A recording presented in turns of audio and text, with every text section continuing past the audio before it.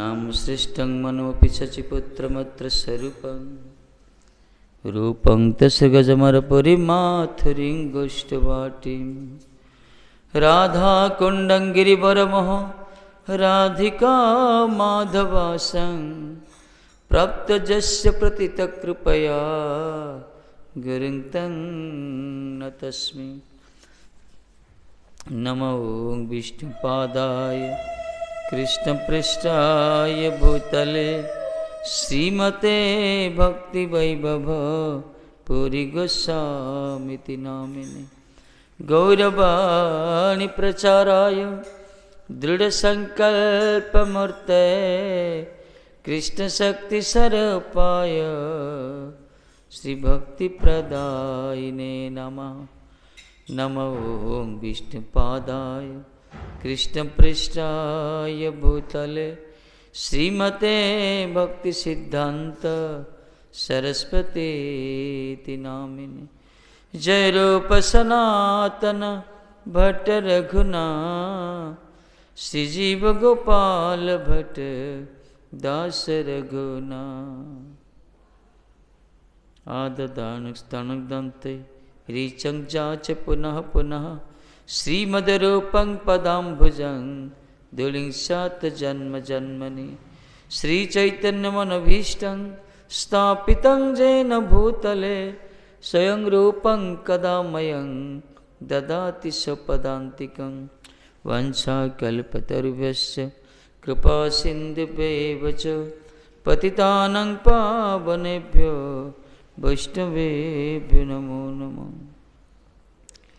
वंदे श्रीकृष्ण चैतन्य नित्यानंद सहदितो गौड़दय पुष्पवंत चित्रसंदोत्तमनिधो राधा पद्मनना पद्म पद्म भवस्य पूजिता पद्मे विवेचिता राधा राधेवाराध्यते मया कस्तूरितिलकं ललाटपटले वक्षस्थले च कौस्तुभं नासाग्रपरमौक्तिकं करतले वेणुं करे कङ्कणं सर्वाङ्गे हरिचन्दनं सुललितं कण्ठे च मुक्तावलिं गोपस्त्रीपरिवेष्टितविजयते गोपालचूडामणि तमादिदेवं करुणनिधानं तमालवर्णं श्रीतवतारम् अपार संसार समुद्र सेतुं भजामहे भागवत स्वरूपं यं प्रव्रजन्तमनपेतमपेतकृत्यं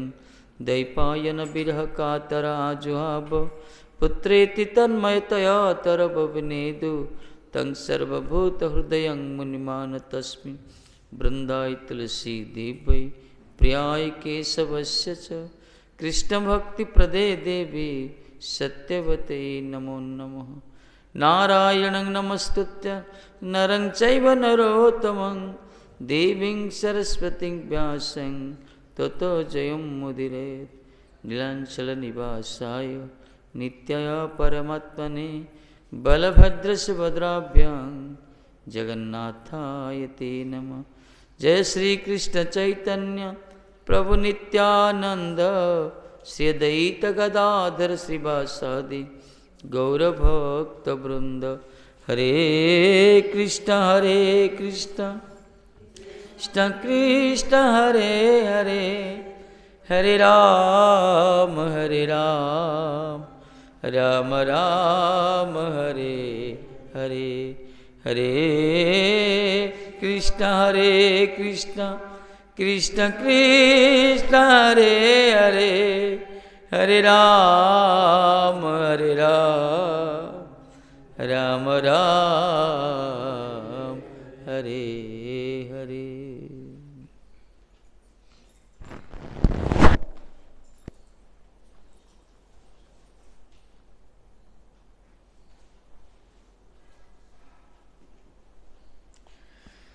श्री राधे।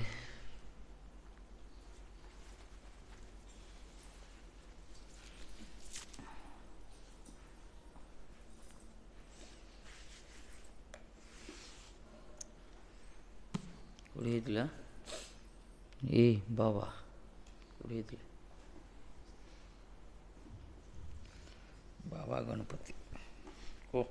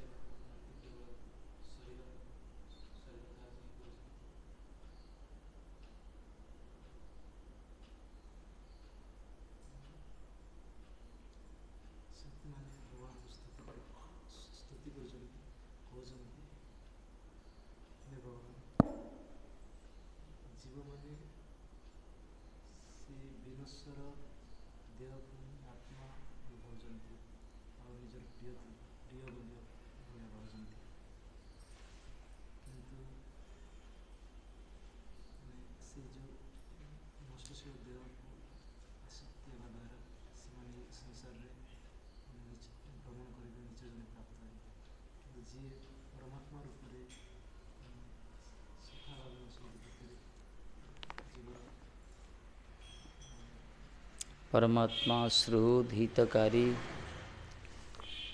अत्यंत निकटतर जी अच्छा प्रति भजन करना सेवा करना शरीर प्रति से सब व्यस्त विव्रत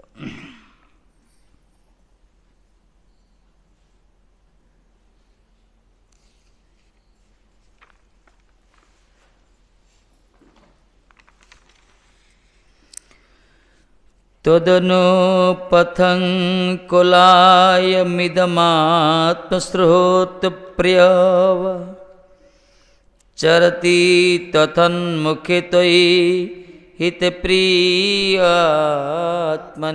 च न बत् रमस्त्यहो असदुपासनयात्महन्ये यदनुसया भ्रमन्त्य रुभयकुशरीरभृत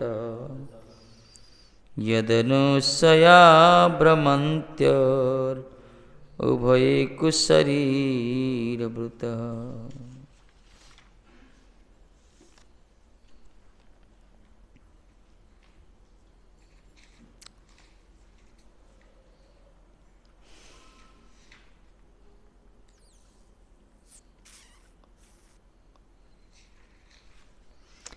शरीर हमको मिली भगवान कृपा कर देछन शरीरटा शरीर सो इंद्रिय भी देछन्ति पशु पक्षी कीट पतंग अन्यान्य जन्य अपेक्षा मनुष्य जन्म को भगवान का श्रेष्ठ सृष्टि यही मनुष्य जन्म द्वारा ही मनुष्य शरीर द्वारा ही हमें भगवत साक्षात्कार करि परिबा से शरीरटा मिली शरीर भितर आत्मा भी अच्छा परमात्मा अच्छा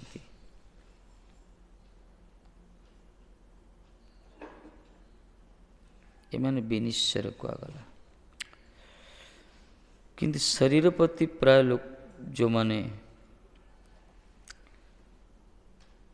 निच देह शरीर प्रति जो आसक्त होचंती से संसार भ्रमण करचंती किंतु शरीर अंतस्थ जो निज स्वरूप प्रति जो माने टिके उन्मुखी होचंती से माने उद्धार होचंती से कथा कहते श्रुति मान दुख करी कहते गृह त्यागी भक्ति मान कथा तो पूर्वर कहले गृहासक्त भक्ति जोग आचरण जीव मान प्रति दुख करी कहते जो मैंने घरे आसक्त अच्छा किंतु भक्ति जाचन करूना से प्रति संवेदनशील विशेषकर दुखित तो श्रुति माने कहते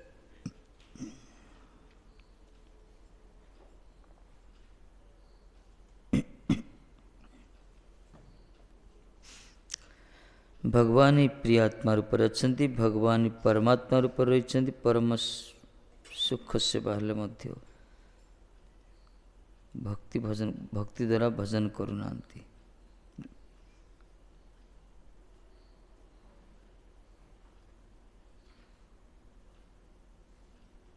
असत उपासना द्वारा अर्थात असत शास्त्र अध्ययन व अध्यापनादि रूप अभ्यास द्वारा अथवा पुत्र कलत्र गृह देहादि लालना द्वारा आत्मजतिगण की रूपे आत्मघातीगण की रूपे जो मैंने असत उपासना द्वारा सत उपासना शास्त्रानुमोदित उपासना असत उपासना सत उपासना सत वस्त्र उपासना सत एकमात्र सत भगवान परमेश्वर सच्चिदानंद सत तांकरी उपासना करूना असत उपासना करछन्ति असत शास्त्र अध्ययन करछन्ति जो शास्त्र हरिभक्ति दृश्यते से शास्त्र अध्ययन करिया कथा जस्मिन् शास्त्र हरिभक्ति न दृश्यते श्रोतव्य न तत्शास्त्र यदि ब्रह्मा स्वयं वदे न से शास्त्र शुणिया कथा नहीं जो शास्त्र हरिभक्ति कथा लिखा जाए न श्रोतव्य तत्शास्त्र जितने शास्त्र अध्ययन करना माने बरं असशास्त्र अध्ययन असशास्त्र का कहला विशेषकर व्यासकृत शास्त्र सब ठीक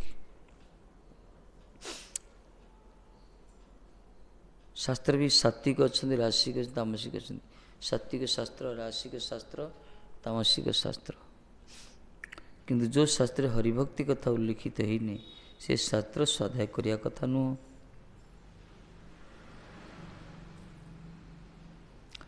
अध्यापनादि रूप अभ्यास द्वारा एमान असशास्त्र अध्ययन करछन्ति अध्यापना करछन्ति पढ़ुछन्ति पढ़ौछन्ति सुनाउछन्ति लोकन को एपरि निजर पुत्र कलत्र गृह देह द्वारा देहादि लालन द्वारा आत्मघाती की रूपे मान आत्मघाती कहगला निजर पुत्र कलत्र शरीर प्रति मानस परिचर्यवान होछन्ति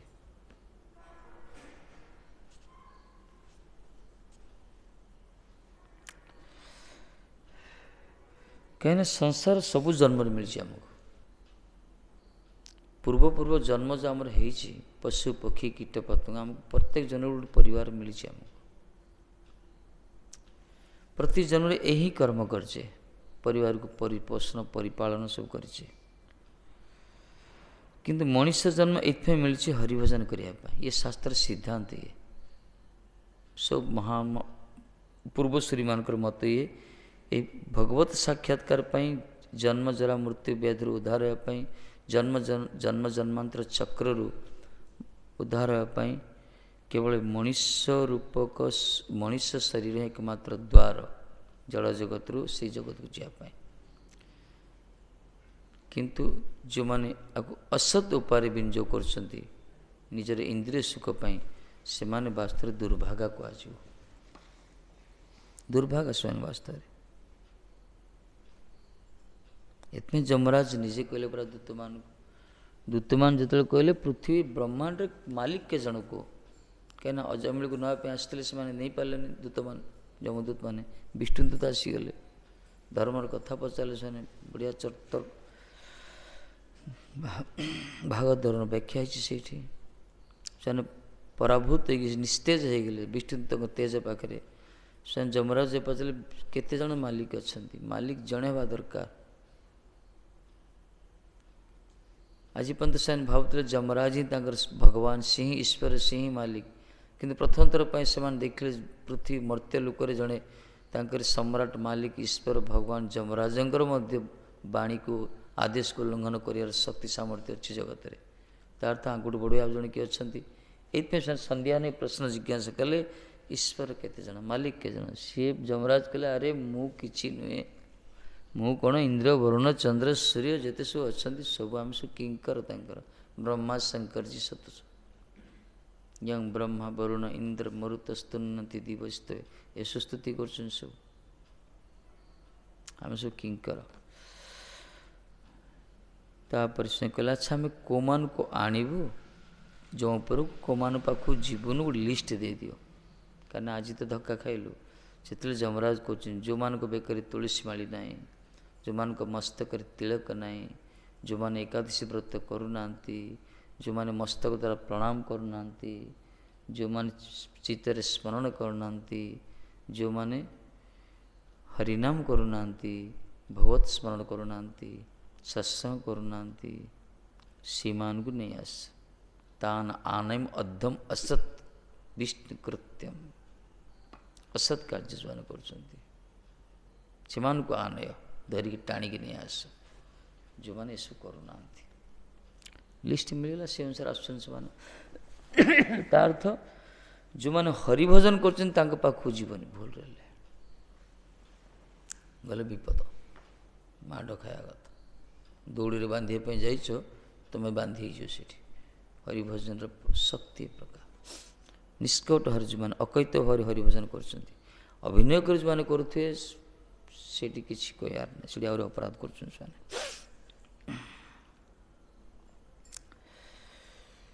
हरिभजन करिया दरकार हरिनाम हरि कथा विशेषकर सत्संग आवश्यकता रही शुणिया दरकार सत्संग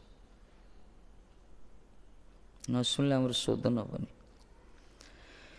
तेणु यही प्रकार असत उपासना द्वारा जो मैंने निजर असत शास्त्र अध्ययन कर अध्यापना कर निजर पुत्र कलत्र गृह देह सो लालन द्वारा आत्मघाती मान की प्रकार जे असत उपासना रे वासना जो मानकर से माने कुशरीरधारी शृगालादि जोनि प्राप्त ही महाभय संसार भ्रमण करते से माने सब शृगालादि जोनि भ्रमण करेंगे कि प्रकार पचारे जो मैंने असत उपासना कर कि प्रकार कहले से माने शृगाल आदि माने मनुष्य इतर जोनि सब धारण करी कुच्छित कदाकार रूप शरीर धारण करी से माने संसार चक्र रे महाभय संसार भ्रमण करचंती अतएव आत्मघाती कहगला मनुष्य शरीर लाभ करी मध्य जो मैंने हरिभजन करना से माने मध्य आत्मघाती आत्मघाती कह नृदेह माध्यम सुलभं सुकल्पं प्लवं सुकल्पं गुरुकर्ण धारम मयानुकूल्य नवश्य दरितं पुमान जत भवात पुमांग जन्नतरस आत्मा से आत्मघाती मनुष्य शरीर गोटे नौका सदृश जगत भवसागर गोटे भवसागरटा हूँ संसार गोटे सागर कहला भवसागर पार भगवान कृपा कर गोटे नौका सदृश गोटे शरीर देते नृदेहम आद्यं नर शरीरटा गोटे नौका सदृश प्लवंग कहला नौका पारि हो कमी जन नाविक दरकार खाली सागर पारि नौका तो कांडारी जन दरकार गुरु रूप सब आसंत रूप वैष्णव रूप सब नाविक मान नाविक एक्सपर्ट थे नौका भी ठीक थी जी सामना पटर पवन हम ताल भी नौका चली पारनी ए मयानुकूल नवश्य तरी भगवान अनुकूल वातावरण सृष्टि करती विग्रह रूप अच्छा विभिन्न प्रकार उत्सव महोत्सव सत्संग शुभ भागवत श्रवण सब सुविधा मिलूँ आमको गोटे पारिहापाई नौका सहित गोटे शरीर मिलला उपयुक्त प्रामाणिक गुरु पाखे आश्रित हेले अनुकूल वातावरण आमको मठ मंदिर पाखे मिलूँ सत्संग सुविधा रोचे एत सब लाभ कर जो मैंने भजन करूना से आत्महत्या विषय खाई मरीजाड़ा बन भल ज न तरेत पुमान भवाब्दी इस संसार जो मैंने तरुना जो पुरुष माने माने आत्मघाती कहगला आत्मघाती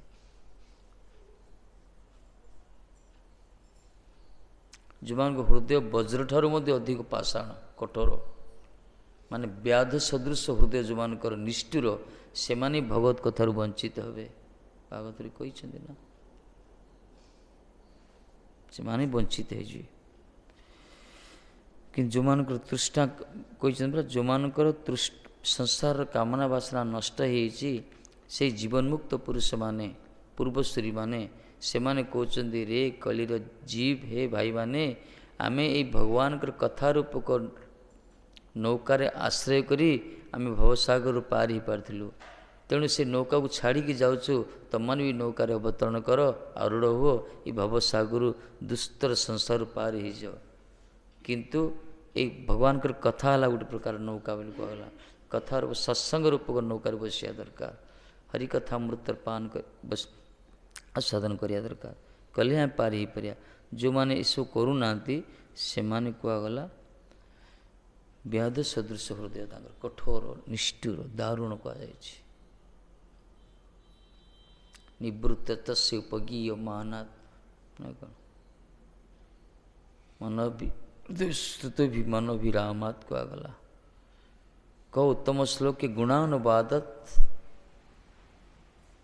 ଉତ୍ତମ ଶ୍ଲୋକର ଏଇ ଗୁଣ କୀର୍ତ୍ତନ କିଏ ବା ଶୁଣିପାରିବନି? ଯେଉଁମାନେ ଆତ୍ମଘାତୀ, ବ୍ୟାଧ ସଦୃଶ ହୃଦୟ ଯେଉଁମାନଙ୍କର। ଏତେ ସତ୍ସଙ୍ଗରେ ଭଜନ କରିବା ଦରକାର, ନହେଲେ ମରିବା। ଶରୀରଟା ମିଳିଥିଲା ଆମକୁ, ଏତେ ସୁନ୍ଦର ଶରୀର ଗୋଟେ ଦେଇଛନ୍ତି ଭଗବତ ସାକ୍ଷାତକାର ପାଇଁ, ଭଗବାନଙ୍କର ଭଜନ କରିବା ପାଇଁ। ଯଦି ଏଇ ଶରୀରଟାକୁ ଆମେ ଯଦି ଇନ୍ଦ୍ରିୟ ସୁଖରେ ଖାଲି ପ୍ରମୋଦ କରିବା ଜୀବନ ବ୍ୟାପୀ, ଆଉ ମଣିଷ ସାର ଦେବେ ନା? ଆଉ ଦେବେନି। ସୁଯୋଗ ଥରେ ଆସେ ନା, ବାରମ୍ବାର ଦେବେ ନା କ'ଣ? ଏଟାକୁ ଦେଇ କିଛି ଲାଭ ନାହିଁ ବୋଲି କହିବେ, ପଶୁ କରିଦେବେ। ପଶୁ ଜନରେ ଭ୍ରମଣ କରି ଯାଅ।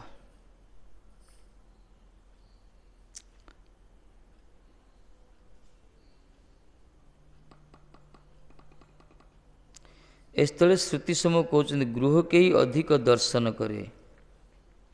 ହେ ଭଗବାନ, ସେମାନେ ଗୃହକୁ ହିଁ ଦର୍ଶନ କରୁଛନ୍ତି, ତମାକେ କେହି ଦର୍ଶନ କରେ ନା।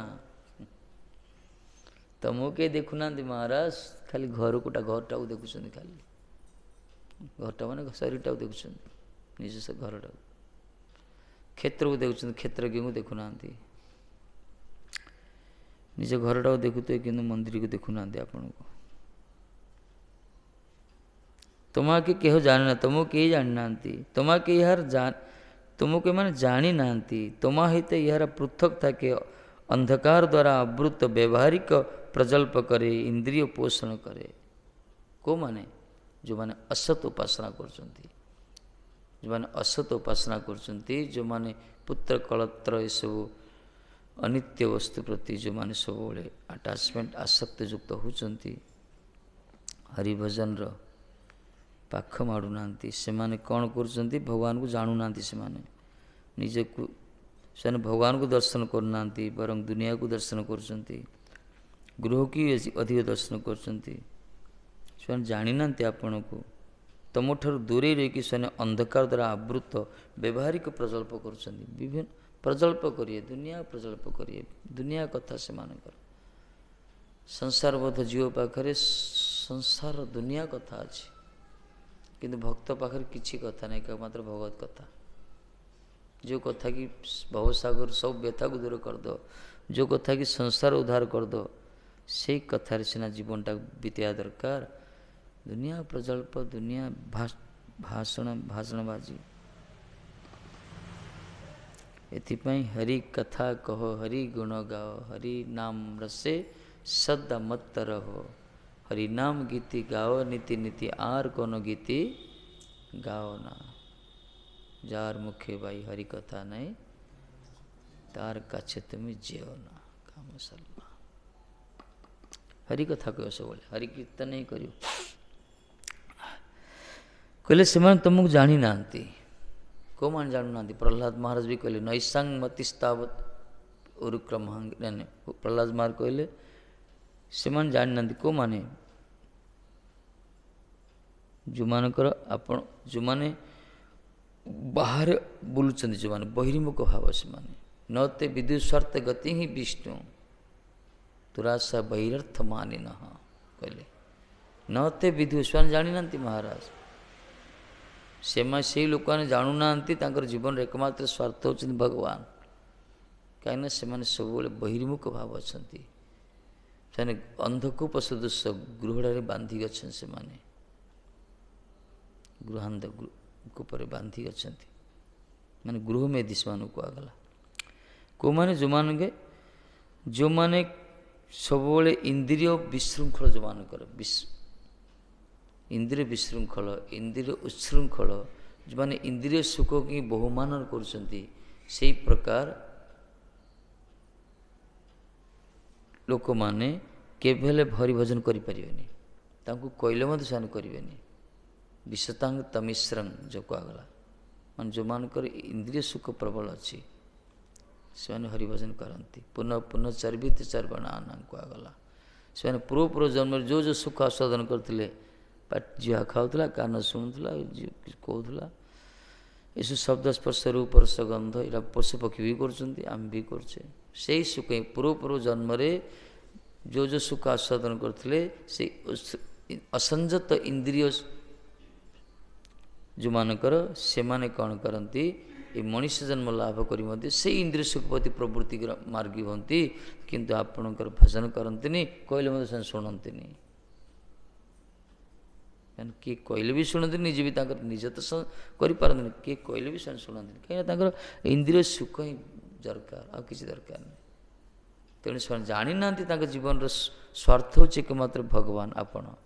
ସେମାନେ ଅନ୍ୟ ବିଷୟବସ୍ତୁ ସ୍ୱାର୍ଥ ବୋଲି ଭାବୁଛନ୍ତି, ସେଥିପାଇଁ ଗୃହ ମେଦି ସଦୃଶ ସେମାନେ ବାନ୍ଧିକି ଅଛନ୍ତି। ଯେମିତି ଅନ୍ଧକୁ ରାସ୍ତା ଦେଖାଏ, ଅନ୍ଧା ୟଥନ୍ଦ ଉପନୀୟ ମାନ କୁହାଗଲା। ଅନ୍ଧକୁ ରାସ୍ତା ଦେଖାଉଛନ୍ତି, ସେହି ପ୍ରକାର ସେମାନେ ସଂସାର ମାର୍ଗକୁ ନିଜର ଶ୍ରେଷ୍ଠ ମାର୍ଗ ବୋଲି ଅବଲମ୍ବନ କରି ଏହି ବିଶେଷ ସୁଖଟା ସେମାନେ ବହୁମାନ କରି ସଂସାରରେ ଜୀବିକା ନିର୍ବାହ କରୁଛନ୍ତି। ଯଦି ଏହି ପ୍ରକାର ବ୍ୟକ୍ତିର ଉଦ୍ଧାର କେମିତି ହେବ? ଯଦି ମହାରାଜ ଯେଦିନ ପର୍ଯ୍ୟନ୍ତ ସେମାନେ କୌଣସି ନିଷ୍କିଞ୍ଚନ ବୈଷ୍ଣବ ପରମ ମହାଭାଗବତ ସାଧୁମାନଙ୍କର ଚରଣରେ ଅଭିଷିକ୍ତ ନ ହୋଇଛନ୍ତି, ସେତେଦିନ ପର୍ଯ୍ୟନ୍ତ ତାଙ୍କ ମନ ଭିତରେ ଚିତ୍ତ ଭିତରେ କେବେ ହେଲେ ଆପଣଙ୍କ ଚରଣ ପ୍ରତି ଯତି ପ୍ରୀତି ଭକ୍ତି ଜାଗ୍ରତ ହେବନି, କାହିଁକିନା ତାଙ୍କର ଅନର୍ଥ ଉପଶମ ହୋଇନଥିବ। ଯଦି ଜଣେ ଜୀବନ୍ତ ସନ୍ଥ ଯାହା କୁହାଗଲା, ତା ଅର୍ଥ ଯେଉଁମାନେ ଭଜନାନ୍ଦି ମହାତ୍ମା, ଆଚାରବାନ ମହାତ୍ମା, ଆଚାର୍ଯ୍ୟ ଗୁରୁ ସନ୍ଥ ବୈଷ୍ଣବମାନଙ୍କର ସଙ୍ଗଲାଭ କଲେ ହିଁ ସେମାନଙ୍କ ଆଦର୍ଶରେ ଅନୁପ୍ରାଣିତ ହେବ, ସେମାନଙ୍କ ପରିଚାଳିତ ପଥରେ ପଥିକ ହେବ। ତାହେଲେ ଜନ୍ମ ଜନ୍ମାନ୍ତର ଯେଉଁ ଅନର୍ଥ ଅଛି, ସବୁ ଅନର୍ଥ ଅଭଦ୍ରତା ସବୁ ନଷ୍ଟ ହେବ, ଅମଙ୍ଗଳ।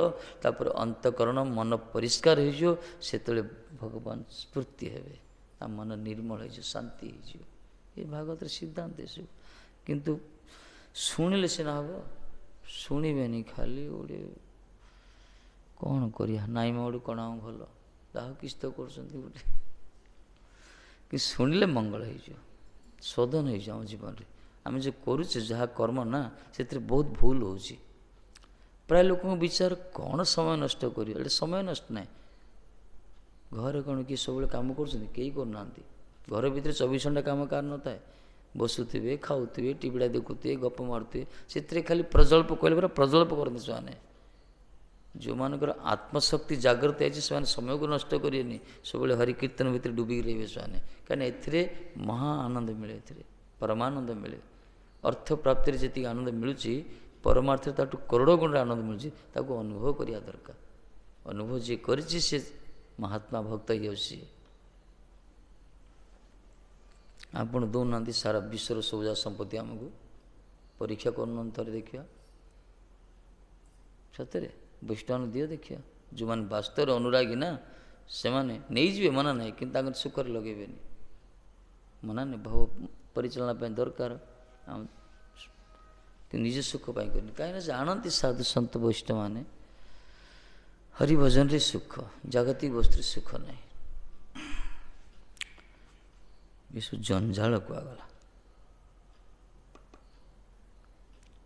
ସଂସାରଟା ବଡ଼ ଜ୍ୱାଳା, ବଡ଼ ଜ୍ୱାଳା। ସେ ଜ୍ୱାଳାକୁ ବୁଝିବା ଦରକାର, ଅନୁଭବ କରିବା ଦରକାର। ଏତେ ଶ୍ରୁତିମାନେ ପାର୍ଥିଲେ କହୁଛନ୍ତି, ଶ୍ରୁତିମାନେ ପୁରାଣ ମାନେ ଅପରିଶ୍ୟ ବାଣୀମାନେ କହୁଛନ୍ତି ସେମାନେ ଗୃହଟାକୁ ଅଧିକ ଦର୍ଶନ କରୁଛନ୍ତି। ହେ ଭଗବାନ, ତୁମକୁ କେହି ଦର୍ଶନ କରୁନାହାନ୍ତି, ତୁମକୁ ତ କେହି ଜାଣନ୍ତିନି ମହାରାଜ। ସେ ଆମର ଅତି ନିଜର। ମନେ ରଖତ, ଯଦି ଜୀବନରେ ଆମର ସବୁଠୁ ନିଜର କିଏ ଅନ୍ତରଙ୍ଗ, ସେ ଭଗବାନ ଛଡ଼ା ଆଉ କେହି ନାହାନ୍ତି। ଗଣ୍ଠି ପକେଇ ରଖିବା ଦରକାର କଥାଟାକୁ। ସେ ଏତେ ନିଜର, ଆମର ଏତେ ନିକଟତର, ଆମ ଭିତରେ ପ୍ରତ୍ୟେକଟା କ୍ରିୟାରେ ସେ ଆମର ସହଯୋଗ କରୁଛନ୍ତି, ଆମର ପାଖେ ପାଖେ ଅଛନ୍ତି।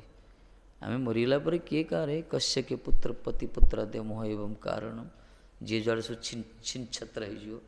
ବଞ୍ଚିଥିଲା ଭିତରେ କିଏ କାହାକୁ ପଚାରୁନାହାନ୍ତି, ମରିଲା ପରେ କିଏ କାହାକୁ ପଚାରିବ? କେହି କାହାର ନାହିଁ ଜଗତରେ। ବାସ୍ତବରେ ସମସ୍ତେ ବିଚ୍ଛିନ୍ନ ହେବା ଜଗତରେ, ସମସ୍ତେ ଦିନ ନା ଦିନେ ବିଦାୟ ନେବାଟା ପକ୍କା, ଇଏ ସୁନିଶ୍ଚିତ, ମରିବାଟା ସୁନିଶ୍ଚିତ। କିନ୍ତୁ ସେଇ ଲୋକ ଭାଗ୍ୟବାନ ଯେଉଁମାନେ ଜୀବନର ଠିକ୍ ପାଳନ କରିଛନ୍ତି, ଜୀବନର ମୂଲ୍ୟଟାକୁ, ସମୟଟାକୁ भगवान को भजन कीर्तन करी कहीं जीवन में आमर कई निजर ना भगवान अति निजर सी भितर अच्छा आ बाकी संपर्क सब बाहर ना जिते संबंध आमर सब बाहर संबंध सब रक्त संपर्क सब जगतटा किंतु आम आत्मार संबंध केवल भगवान सहित संबंध जो सी छाड़ी पड़े ता सहित भगवान भी छाड़ी पड़ाती शरीरटा खाली पड़ी रही थे जो शरीरटा सब निजर निज किए कौन समस्ते निज निजर संबंध अनुसार डाकुं गोटे गोटे शरीर को किए बापा किए कका किए जी जो प्रकार से डाकुं भाई सी मल्ला शरीरटा को नहीं से कांदे सब बड़ी बोबेबे किंतु ता भितर जी थे जी से आत्मा जीवात्मा सहित भगवान परमात्मा से दी जन सब पाखापाखि रुहति माने एते निजर से आम मनीष जन्म होइछे आम भितर भी परमात्मा अच्छा आमर कर्मर फल सहित आम कुकुर जन्म पाया से कुकुर भितर परमात्मा रे विष्टार कीट भी हो पारिया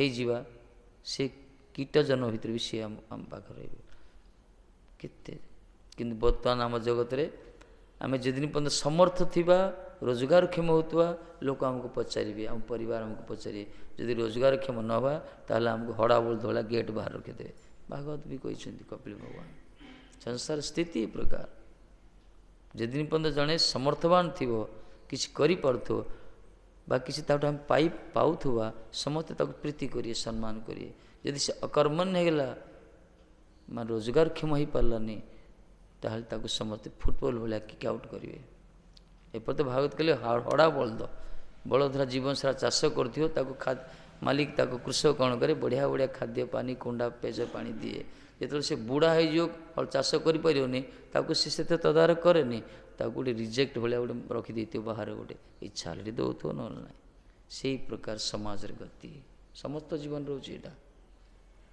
ना कौन महेंद्र प्रभु प्राक्टिकल कथा है भगवान निजे कहते तेणुक आम तो संसार आसे कर्म तो करिया दरकार कर्म करिया मना ना किंतु आसक्ति रखा ठाकुर जी के प्रति तांको पूर्ण भरोसा कर आम जीवनटा परिचालन करिया परिवार को परिचालन करिया संसार को परिचालन करिया देखिए से जीवन स्वाद अलग किंतु जो संपूर्ण बहिर्मुख होती भगवान पाखु खाली निजर बुद्धिटा को आश्रय कर संसार परिचालित होती से मूर्ख कहीं ना धक्का खाऊँ शेष समस्त धक्का खाई जिते बड़ स्थित था ना कहीं हम तो सका पठले दी गुड़िया पशु कहले भक्ति ठाकुर कहते ना शास्त्र उद्धार करते सब विज्ञान चरम शिखर पहुँचते जो मैंने विज्ञान संपन्न व्यक्ति माने जड़ विज्ञान संपन्न व्यक्ति माने जो माने जड़वादी रही समाज जो स्थित था ना जदि से भगवत विश्वास ना नीतिपरायण होना ताहले जीवन गोटे पशु ठार अधिक नुहे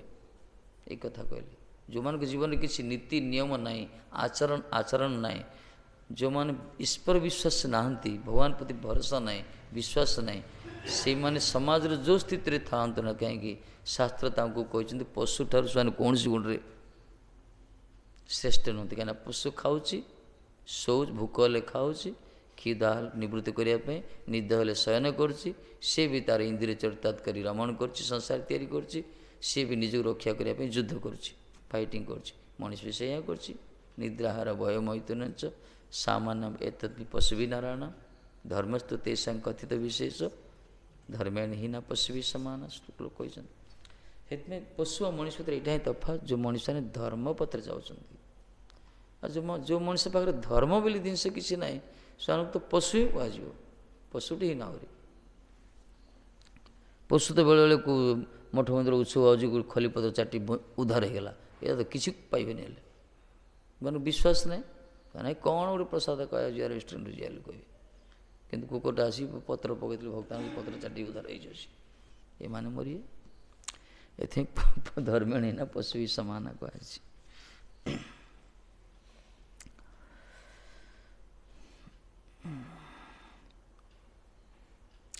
एमान खाली व्यवहारिक प्रजल्प करती व्यवहारिक प्रजल्प प्रजल्प प्रजल्प माने खाली कथा तो खाली खाली कथा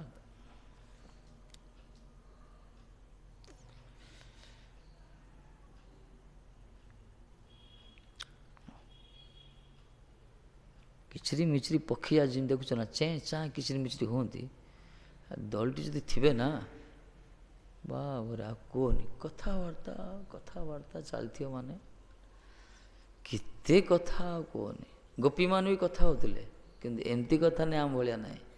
ସେମାନେ ଯମୁନା ଘାଟରେ ମିଳନ ହେଉଥିଲେ। ଗୋପୀମାନେ ଯମୁନା ଘାଟରେ ସନ୍ଧ୍ୟା ସମୟରେ ସମସ୍ତେ ମିଶ୍ରଣ ହେଉଥିଲେ, ମିଳନ ହେଉଥିଲା, ବା ଅନ୍ୟ ସମୟରେ ବି ପ୍ରାତଃ ସମୟରେ ମିଳନ ହେଉଥିଲା। ସେମାନେ ବି କଥୋପକଥନ ହେଉଥିଲେ, କିନ୍ତୁ ତାଙ୍କର କଥାର କେନ୍ଦ୍ରବିନ୍ଦୁ ଥିଲେ ଶ୍ୟାମସୁନ୍ଦର ଥିଲେ। ଶ୍ୟାମସୁନ୍ଦର ଥିଲେ ଠାକୁରଙ୍କ ବିଷୟରେ। ଆଜି କାହା ଘରେ ଠାକୁରଜୀ ଯାଇଥିଲେ, କେମିତି ଲୀଳା କଲେ, କି ପ୍ରକାର ଚୋରି କଲେ, କି ପ୍ରକାର ଝାଙ୍କି, ତାଙ୍କର କଥୋପକଥନ କେମିତି, ତାଙ୍କର ଚାଲି, ଏସବୁ ବିଷୟରେ ସେମାନେ ଚର୍ଚ୍ଚା କରୁଥିଲେ। ଆମେ କ'ଣ କରୁଛେ, ସେତେବେଳେ ଠାକୁର ନଥିଲେ ତାଙ୍କ ପାଖରେ, ଠାକୁର ବିଶ୍ୱାସ, ଆମେ ଠାକୁର ପାଖକୁ ଆସୁଛେ, କୌଣସି ଉତ୍ସବ ଫୁତ୍ସବରେ ଆସୁଛେ, କିଚିରି ମିଚିରି ହେଉଛେ, ମାନେ ଅନ୍ୟ ଦୁନିଆ କଥା ନା ନିଲ ମାଲ, ମାନେ ତାଙ୍କର ମାନେ କୁହନି କଥା। ଆରେ ଭାଇ ଏଇ ହେଉଛି ତାଙ୍କ ଭିତରେ ଆମେ ଭିତରେ ତଫାତ୍। ଭଗବାନ କଥା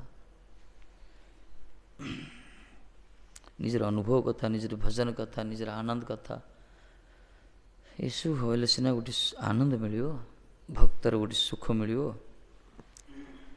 କେତେ ଦିନ ହେଲା ମିଶି ନଥାଉଛନ୍ତି, ଦେଖା ହୋଇନଥାଉଛନ୍ତି, ଏଇଟା ଗୋଟେ ସେଣ୍ଟର, ଗୋଟେ ମାନେ ମୁଲାକାତ ସେଣ୍ଟର। ଏଠି ପୁରା କଥୋପକଥନ, ପୁରା ସବୁ କିଛି ଚାଲେ, ହସ ଖୁସି। ପ୍ରଭୁପାଦ କହିଛନ୍ତି ଗୌଡ଼ୀୟ ମଠ ହେଉଛି ଭବର ମୋଚନ କେନ୍ଦ୍ର, ଇଏ ସଂସାରର ଉଦ୍ଧାର ଇଜାର କେନ୍ଦ୍ର, ଇଏ ଏଠି ଖାଲି ହରିକଥା କୀର୍ତ୍ତନ ହେବା ଦରକାର। କୁଆଡ଼େ ପଳେଇଲେ ମଦର ଇଣ୍ଡିଆ ପଳେଇଲେ?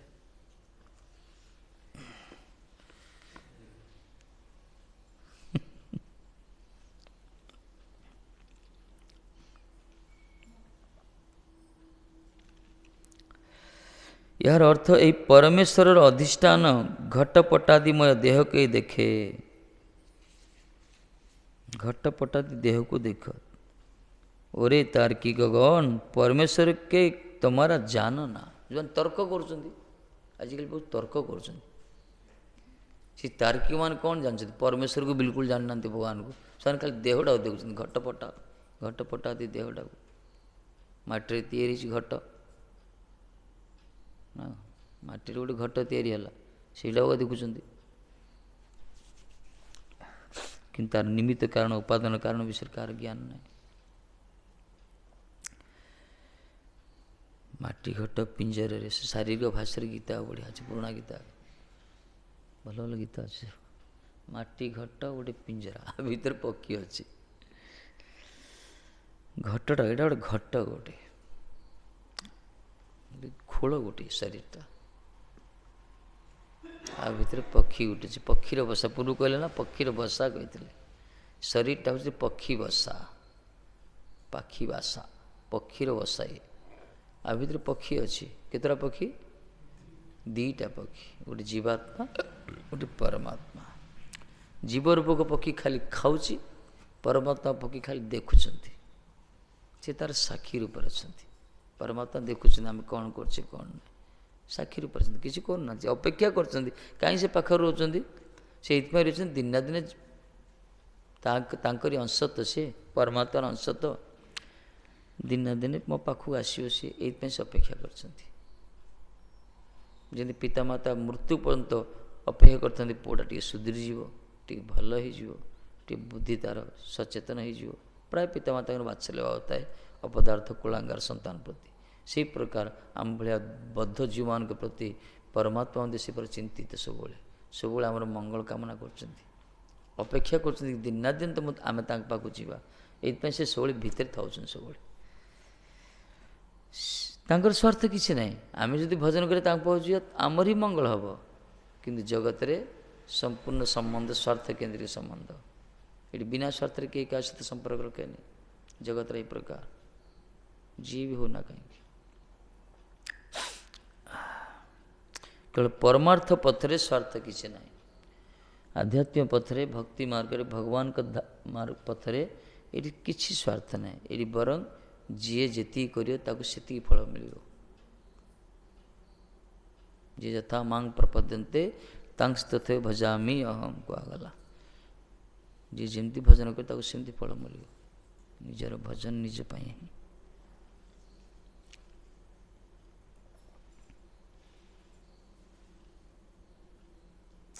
ଅରେ ତାର୍କିକ ଗଣ, ପରମେଶ୍ୱରକୁ ତମମାନେ ଜାଣିନାହ ଯେ ଏଇ ପ୍ରାଣୀଗଣକୁ ସୃଷ୍ଟି କରିଛନ୍ତି। ଅନ୍ୟ ସୃଷ୍ଟ ପ୍ରାଣୀ ହୁଏତ ଅନ୍ୟ ତମର ଭିନ୍ନ ହୋ। এই প্রাণীগণকে সৃষ্টি করিয়াছেন। অন্য সৃষ্ট প্রাণী হইতে অন্য তোমরা ভিন্ন হো। তোমরা পরমাণু কারণবাদী, তোমাদের নিকট হইতে ভগবান লুকায়িত থাকেন, যেহেতু তোমরা নিহার অর্থাৎ অবিদ্যা দ্বারা প্রকৃষ্ট রূপে আবৃত। ଯିଏ ସମ୍ପୂର୍ଣ୍ଣ ଜଗତକୁ ସୃଷ୍ଟି କରିଛନ୍ତି ସେ ପରା ତମେ ବି ସୃଷ୍ଟି ହେଇଛ। ତମେ ବି ଗୋଟେ ପ୍ରାଣୀ। ଜୀବକୁ ଜନ୍ତୁ କୁହାଯାଇଛି ଭାଗବତରେ। ପରମାଣୁ କାରଣବାଦୀ, ସେମାନେ ପ୍ରକୃତିବାଦୀ, ପରମାଣୁ କାରଣବାଦୀ, ଏମାନେ ସବୁ ବିଶେଷ କରି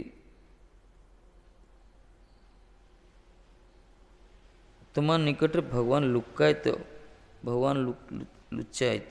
ତେଣୁ ଅବିଦ୍ୟା ଦ୍ୱାରା ତୁମେ ପ୍ରକୃଷ୍ଟ ରୂପେ ଆବୃତ। ତୁମେ ଭଗବାନଙ୍କୁ ବୁଝିପାରିବନି, ଜାଣିପାରିବନି। ଯେଉଁମାନେ ଜଡ଼ ବିଜ୍ଞାନ ବେଶୀ ଗୁରୁତ୍ୱ ଦିଅନ୍ତି, ଜଡ଼ ବିଜ୍ଞାନକୁ କହୁଛନ୍ତି ନା, ବିଜ୍ଞାନ ଆମର କ'ଣ କହୁଛି? ଏକକୋଷୀ ପ୍ରାଣୀ ଥିଲା, ଜେଲି ଥିଲା, ହଁ, ସେଇଠୁ ଆରମ୍ଭ ହେଲା ବହୁକୋଷୀ ପ୍ରାଣୀ ହେଇଗଲା। ପୂର୍ବରୁ ମାଙ୍କଡ଼ ଥିଲେ, ମଣିଷ ଯାକ ପାଇଁ ଧନ୍ୟ ସେ ସେମାନଙ୍କ ନିଅଣ୍ଡରଟାଲ ଷ୍ଟେଜରେ ବିବର୍ତ୍ତନବାଦ ଦ୍ୱାରା ଡାରୱିନ୍ କହିଲେ ବିବର୍ତ୍ତନବାଦରେ ସବୁ ତିଆରି ହେଇଛି।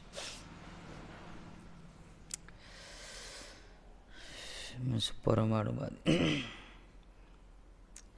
ଏମାନେ ଭଗବାନଙ୍କୁ ଜାଣିପାରିବେନି। କାହିଁକିନା ଭଗବାନଙ୍କୁ ଜାଣିବା ପାଇଁ ଭଗବାନଙ୍କ କୃପା ଦରକାର। ଜଡ଼ ଇନ୍ଦ୍ରିୟ ଦ୍ୱାରା, ଜଡ଼ ବୁଦ୍ଧି ଦ୍ୱାରା ଆମେ ତାଙ୍କୁ କିଛି ବୁଝିପାରିବାନି, କିଛି ଜାଣିପାରିବାନି। କାହିଁକିନା ଆମର ଇନ୍ଦ୍ରିୟ, ଆମର ବୁଦ୍ଧିର ଶକ୍ତିର ଗୋଟେ ଲେନ୍ସ, ଲିମିଟେସନ୍, ଗୋଟେ ମାପ ଅଛି, କେତେ ପର୍ଯ୍ୟନ୍ତ ସେ ଚିନ୍ତା କରିପାରିବ। କିନ୍ତୁ ଭଗବାନ ଚିନ୍ତାର ଅତୀତ କୁହାଗଲା। ଜଡ଼ ଚିନ୍ତାର ଅତୀତ ସିଏ, ତାଙ୍କୁ ଜାଣିହେବନି ଚିନ୍ତା ଦ୍ୱାରା। କିନ୍ତୁ ଶରଣାଗତ ଯେଉଁମାନେ ହେବେ, ଭଗବାନ ପ୍ରତି ଯେଉଁମାନେ ସମ୍ବନ୍ଧୀଭୂତ ହୋଇଛନ୍ତି, ତାଙ୍କରି କୃପାରେ ତାଙ୍କୁ ବୁଝି ହେବ। ସୂର୍ଯ୍ୟ ଆଲୋକ ଯେମିତି ସୂର୍ଯ୍ୟକୁ ଦେଖି ହେବ, ଏବେ ସତ ଚେଷ୍ଟା କଲେ ଆମେ ସୂର୍ଯ୍ୟକୁ ଦେଖିପାରିବାନି, କୌଣସି ବିକଳ୍ପ ବ୍ୟବସ୍ଥା ବି ନାହିଁ, ଆମକୁ ଅପେକ୍ଷା କରିବାକୁ ପଡ଼ିବ ନା କ'ଣ? ସୂର୍ଯ୍ୟ ଉଦୟ ହେଲା ପର୍ଯ୍ୟନ୍ତ ଖାଲି ଘରେ ଭିତରେ ବସିଲେ ଦେଖି ହେବନି, ବାହାରକୁ ଯିବାକୁ ପଡ଼ିବ। ଉପରକୁ ଟିକେ ଚାହିଁକି ଦେଖିଲେ, ଯେତେବେଳେ ସୂର୍ଯ୍ୟଙ୍କର କିରଣ ଆମ ଚକ୍ଷୁରେ ପ୍ରତିଫଳିତ ହେବ, ସେତେବେଳେ ତାଙ୍କୁ ଆମେ ଦେଖିପାରିବା। ସେ ପୁରା ଭଗବତ ବୁଦ୍ଧି ଦ୍ୱାରା, ଭଗବତ ପ୍ରଦତ୍ତ ବୁଦ୍ଧି ଦ୍ୱାରା ଭଗବାନଙ୍କୁ ଜାଣି ହେବ, ଦେଖି ହେବ। ତାଙ୍କରି ଜଡ଼ ଚକ୍ଷୁରେ ତାଙ୍କୁ ଦେଖିପାରିବାନି। ତାଙ୍କରି ପ୍ରଦତ୍ତ ଦିବ୍ୟ ଚକ୍ଷୁ ବା ଭକ୍ତି ଚକ୍ଷୁ ଦିଅନ୍ତି କିଏ? ଗୁରୁବର୍ଗ ଦିଅନ୍ତି। ସନ୍ଥ ବୈଷ୍ଣବ ଯେଉଁମାନେ ଭଗବାନ ପାଖରେ ଭଜନ କୀର୍ତ୍ତନ କରିବା, ଧୀରେ ଧୀରେ ଆମର ଭ୍ରାନ୍ତ ଧାରଣା ସବୁ ଦୂରୀଭୂତ ହେବ, ଆମର ବିବେକ ଉଦ୍ରେକ ହେବ। ଆମେ ଯେ ଭଗବାନଙ୍କର ସନ୍ତାନ, ଅମୃତର ସନ୍ତାନ, ଆମେ ଜଗତକୁ ଆସିଛେ ସେ ଅମୃତ ଆସ୍ୱାଦନ କରିବା ପାଇଁ, ବିଷ ଭକ୍ଷଣ କରିବା ପାଇଁ ଆସିନେ, ଏ ହୃଦବୋଧ ହେଇଯିବ ଆମର। ପୂର୍ଣ୍ଣ ବିଶ୍ୱାସ ଆସିଯିବ ତାଙ୍କ ପ୍ରତି। ମାନେ ମୀରାବାଇ ବିଷ ଦେଲେ ମଧ୍ୟ ପାନ କରିଦେଲେ, କମ୍ ବଡ଼ କଥା ନା? କେତେବେଳେ ବିଶ୍ୱାସ ତାଙ୍କର ଦେଖ। ଜାଣୁଛନ୍ତି ବିଷ, ପୁରା ପାନ କରିଦେଲେ। ଜାଣିଛନ୍ତି କାଳିଅ ଦମନର ହିରୋ, କାଳିଅ ନାଗୁ ଯିଏ ତଳିତଳା ଲହୁଲୁହାଣ କରିଦେଇଛନ୍ତି, ସେ ଗିରିଧରଙ୍କ ପାଖରେ କ'ଣ ଅସମ୍ଭବ। ହରିଦାସ ଠାକୁର 22 ବଜାରରେ ପ୍ରହାର କରାଗଲା, ତଥାପି ସେ ହରିନାମ ଛାଡ଼ିନାହାନ୍ତି। ତାଙ୍କର ବିଶ୍ୱାସ ଅଛି ପୂର୍ଣ୍ଣ ରୂପେ ଭଗବାନ ଉପରେ। ଯାହା ବି ଶରୀର ତ ଦିନେ ଦିନ ନଷ୍ଟ ହେବ, କିନ୍ତୁ ଶେଷରେ କ'ଣ କରାଗଲା? ସିଏ ଉଠିକି ପଳା ଆସିଲେ, ପୁରା ମରିଗଲା ବୋଲି ଫୋପାଡ଼ି ଦେଇଥିଲେ ତାଙ୍କୁ। କାଜୀ କ'ଣ କଲେ? ଆରେ ଆଗକୁ ଫୋପାଡ଼ି ଦିଅ। ମୁସଲମାନ ମାନେ ପୋତିବା କଥା, କହିଲେ ପୋତି ଦେଲେ ଉଦ୍ଧାର ହେଇଯିବ, ଆକୁ ନଦୀରେ ଫୋପାଡ଼ି ଦିଅ। ଗଙ୍ଗା ନଦୀରେ ଫୋପାଡ଼। ମୂର୍ଖ ସେମାନେ। ଗଙ୍ଗା ନଦୀ ପବିତ୍ର ଜଳ, ସେ ଗଙ୍ଗା ନଦୀର ପବିତ୍ର ଜଳ ସ୍ପର୍ଶର ସେ ମୃଦୁମନ୍ଦ ସମ୍ମିଳନରେ ଧୀରେ ଧୀରେ ତାଙ୍କର ଚେତନା ଜାଗ୍ରତ ହେଲା। ତାପରେ ଉଠିକି ହରି ବୋଲ ହରେ କୃଷ୍ଣ କରି ଆସ୍ତେ ଚାଲି ଚାଲି ଆସିଲେ।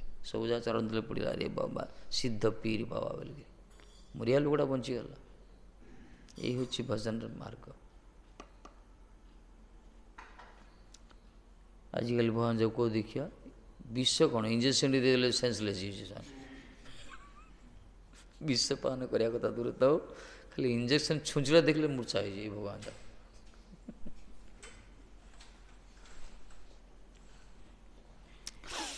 कौन करिया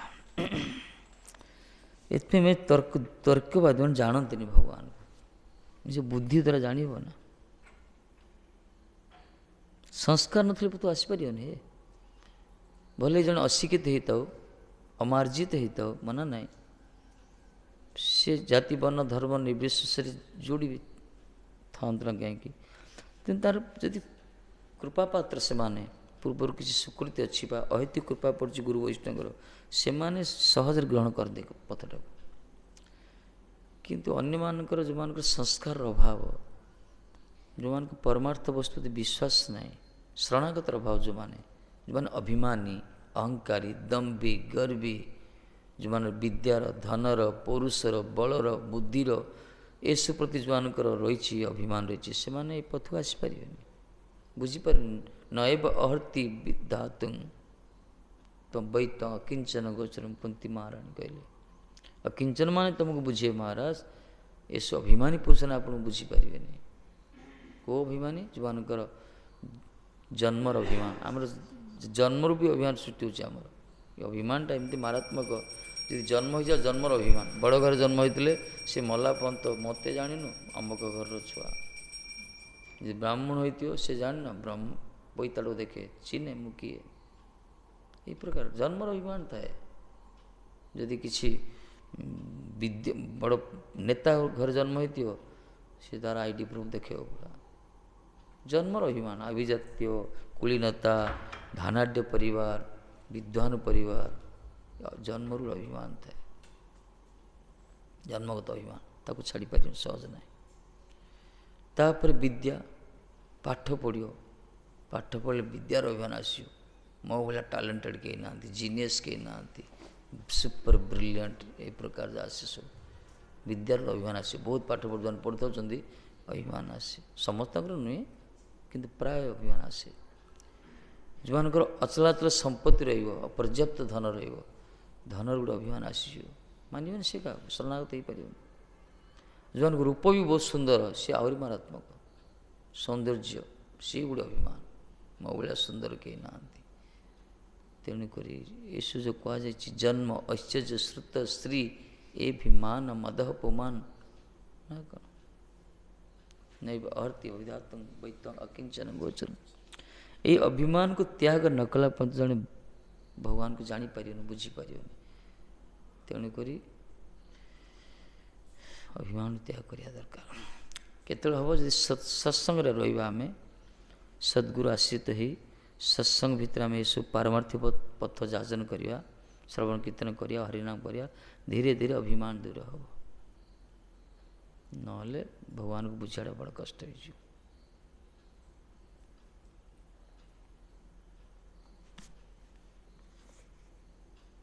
भजिते भजिते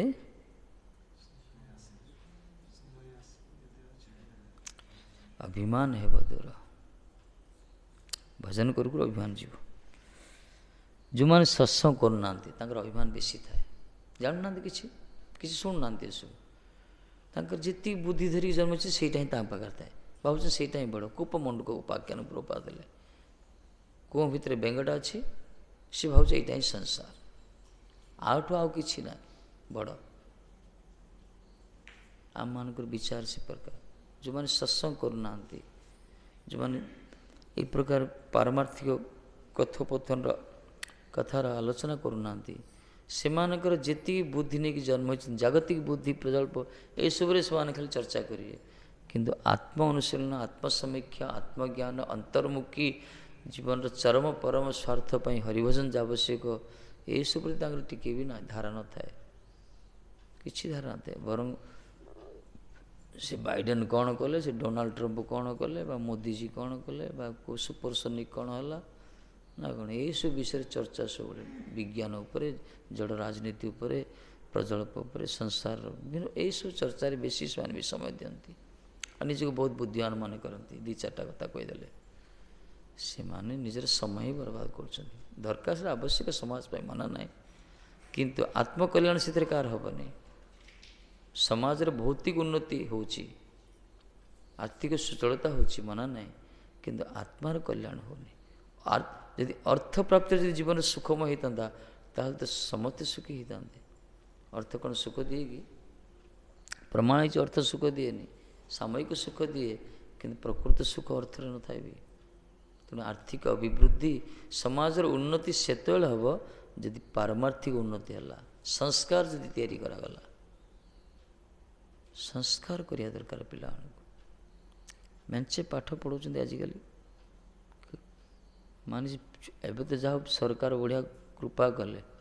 ପୂର୍ବେ ଯେଉଁ ସିଷ୍ଟମ୍ ଥିଲା ନା, ଛୋଟିଆ ଛୁଆଟା ହେଇଥିବ ତାକୁ ପୁରା ବୋଝ ଭଉଁତ ଗଧ ଭଇଁଲା ବେଳେ ତାର ବସ୍ତାନଟାକୁ, ବର୍ତ୍ତମାନ ବୟସ ଅନୁସାରେ ଦିଆ ହେଇଗଲା। ସରକାର ଗୋଟେ ବଢ଼ିଆ ରୁଲ୍ସ କଲେ, ଗୋଟେ ଛୁଆର ବୟସ ଯେତିକି, ଓଜନ ଯେତିକି, ତାରି ଅନୁସାରେ ସେ ବ୍ୟାଗ୍ ବି ବହନ କରିବ। ଏ ଗୋଟେ ଅଦ୍ଭୁତ ନିୟମ ଗୋଟେ ବାହାର କରାଗଲା, ଯେଉଁଟା ସବୁ ସ୍ୱାଗତ ଯୋଗ୍ୟ। ଆଉ ଛୁଆଟା ଥିବ ମଡ଼ା ଭଳିଆ ଥିବ, 10 କିଲୋ ଓଜନ ଥିବ, ତାକୁ 15 କିଲୋ 20 କିଲୋର ଗୋଟେ ବ୍ୟାଗ୍ ଗୋଟେ ବହାଇଦେବ, ମରିଯିବନି ସେ। ଏଥିପାଇଁ ସରକାର ଗୋଟେ ବିଚାର କରି ବୁଦ୍ଧିଜୀବୀ ମାନେ ତିଆରି କଲେ, ଛୁଆର ଷ୍ଟୁଡେଣ୍ଟ ମାନଙ୍କର ଓଜନର କେତେ ଭାଗ କମ ସେ ବସ୍ତାନି ଧରିବ। ଏଇ ଶିକ୍ଷାରେ ଦେଉଛି, ସମସ୍ତେ ଖାଲି ଏଇ ଦିଗରେ ମାତୁଛନ୍ତି, ସଂସ୍କାର କେହି ଦେଉନାହାନ୍ତି। ଏଥିପାଇଁ ମାନେ ପାଠଶାଠ ପଢ଼ୁଛନ୍ତି, ବଡ଼ ହେଉଛନ୍ତି, ଚାକିରି କରୁଛନ୍ତି, ବୁଢ଼ା ବୁଢ଼ୀକି ବାପା ମାଆକୁ ଘରେ ରହୁଛନ୍ତି, କୁଆଡ଼େ ଉଡ଼ିକି ପଢ଼ଉଛନ୍ତି। ଏଇ ତ ଶିକ୍ଷାର ନୀତି ନା। ସାମ୍ପ୍ରତିକ ସମାଜର ଆଧୁନିକ ଶିକ୍ଷାର ପ୍ରମାଣ ଇଏ, ଫଳ ଇଏ। କିନ୍ତୁ ଶିକ୍ଷା ସେ ଯଦି ସଂସ୍କାର ଦିଆହେଇଥାନ୍ତା ତାହେଲେ ସେ କେବେ ହେଲେ ଯୁଆଡ଼େ ଗଲେ ମଧ୍ୟ ପ୍ରଶାନ୍ତ ମହାସାଗର ଘର କଲନ୍ତି, ସେ ବାପା ମାଆକୁ ଧରିକି ଯାଇଥାନ୍ତା। ନାଇଁ ବାପା ଆସନ୍ତୁ, ମା ଆସ ପାଖରୁ, ନିୟମ ଏଇଟା। କିନ୍ତୁ ଆମର ଭୁଲ ସଂସ୍କାର ତାଙ୍କୁ ଦିଏନି। ଶିକ୍ଷା ଦେଇଛି ଠିକ୍ ଅଛି, ଶିକ୍ଷାଟା ରୋଜଗାର ପାଇଁ ଦିଆଗଲା, ଅର୍ଥ ରୋଜଗାର ପାଇଁ। ଶିକ୍ଷା ଆଜି ଆମର ତ ଶିକ୍ଷାର ଉଦ୍ଦେଶ୍ୟ ହେଉଛି ଅର୍ଥ ରୋଜଗାର। ଅର୍ଥ ରୋଜଗାର ଅର୍ଥ କେନ୍ଦ୍ରିକ ହେଇଗଲା। କିନ୍ତୁ ଗୁରୁକୁଳରେ ଯେଉଁ ଶିକ୍ଷା ଦିଆଯାଉଥିଲା, ବର୍ତ୍ତମାନ ଗୁରୁକୁଳର ସିଲାବସ୍ ଉଠାଇଦେଲେ ସରକାର ଏମାନଙ୍କୁ। ଆଶ୍ଚର୍ଯ୍ୟ କଥା, ଗୁରୁକୁଳରେ ଯେଉଁ ସିଲାବସ୍ ଥିଲା, ରାମାୟଣ ମହାଭାରତ ନୀତି ଶିକ୍ଷା ସବୁ ଦିଆଯାଉଥିଲା, ନୀତି ଶିକ୍ଷା ଯାହାକୁ ହେଲା, ବର୍ତ୍ତମାନ ନୀତି ଶିକ୍ଷା ନାହିଁ ଆଉ। ହଁ, ଅନ୍ୟ ବୈଦିକ ଶିଶୁ ମନ୍ଦିର ଏସବୁ, ସେଥିରେ କିଛି ଅଛି ଶିଶୁ ମନ୍ଦିର ଯେ ଅରବିନ୍ଦ ଇଏରେ କି ଥିବ, କିଛି କିଛି ରହିଛି। କିନ୍ତୁ ମାନେ ଆଧ୍ୟାତ୍ମିକ ଇଏର ଏଇ ଯେଉଁ ବର୍ତ୍ତମାନ ଯେଉଁ ଇଂଲିଶ ମିଡ଼ିୟମ୍ ସବୁ ବାହାରିଲେ, ନୀତି ଶିକ୍ଷା କିଛି ନାହିଁ। ନୀତି ଶିକ୍ଷାରେ ଦିଆଯାଏ ବଡ଼କୁ କି ସମ୍ମାନ ଦିଆଯାଏ, ସଦାଚାର କି ପ୍ରକାର ସବୁ ଶିକ୍ଷା ଦିଆଯାଏ, ସବୁ ସେସବୁ ନାହିଁ ବର୍ତ୍ତମାନ। ଏଇଥିପାଇଁ ସେମାନେ ଜାଣନ୍ତିନି। ମନ୍ଦିରକୁ ଆସିଲେ ମଧ୍ୟ ହାତଟା ଯୋଡ଼ିକି ଛିଡ଼ା ହେବେ। ସେମାନଙ୍କୁ ସେ ଜ୍ଞାନ ବି ନାହିଁ ଯେ ଠାକୁରଙ୍କ ପାଖରେ ପୁରା ମୁଣ୍ଡ ନୁଆଁଇକି ନତମସ୍ତକ ଦରକାର। କେତେ ଆସୁଛନ୍ତି ମୁଣ୍ଡଟା ନୁଆଁଇ ପାରୁଛନ୍ତି, ବେଲ୍ଟ ଫେଲ୍ଟ ପିନ୍ଧିଥିବେ, ପେଟ ବାହାରି ପଡ଼ିଥିବ, କ'ଣ ହେଇଥିବ, ଏମିତି ହେବେ ଖାଲି। ମାନେ ଅଭ୍ୟାସ ହେଇଛି, ସାର୍ ନମସ୍କାର କରାଗଲା, ଖାଲି ଏମିତି କରିଦେବେ। ସାଷ୍ଟାଙ୍ଗ ପ୍ରଣାମ କରିବା ଦରକାର, ପରିକ୍ରମା କରିବା ଦରକାର, ବାକି ପ୍ରକାର ଏସବୁ ନୀତି। ସେଥିପାଇଁ ସଂସ୍କାର ବି ଦେବା ଦରକାର ପିଲାମାନଙ୍କୁ।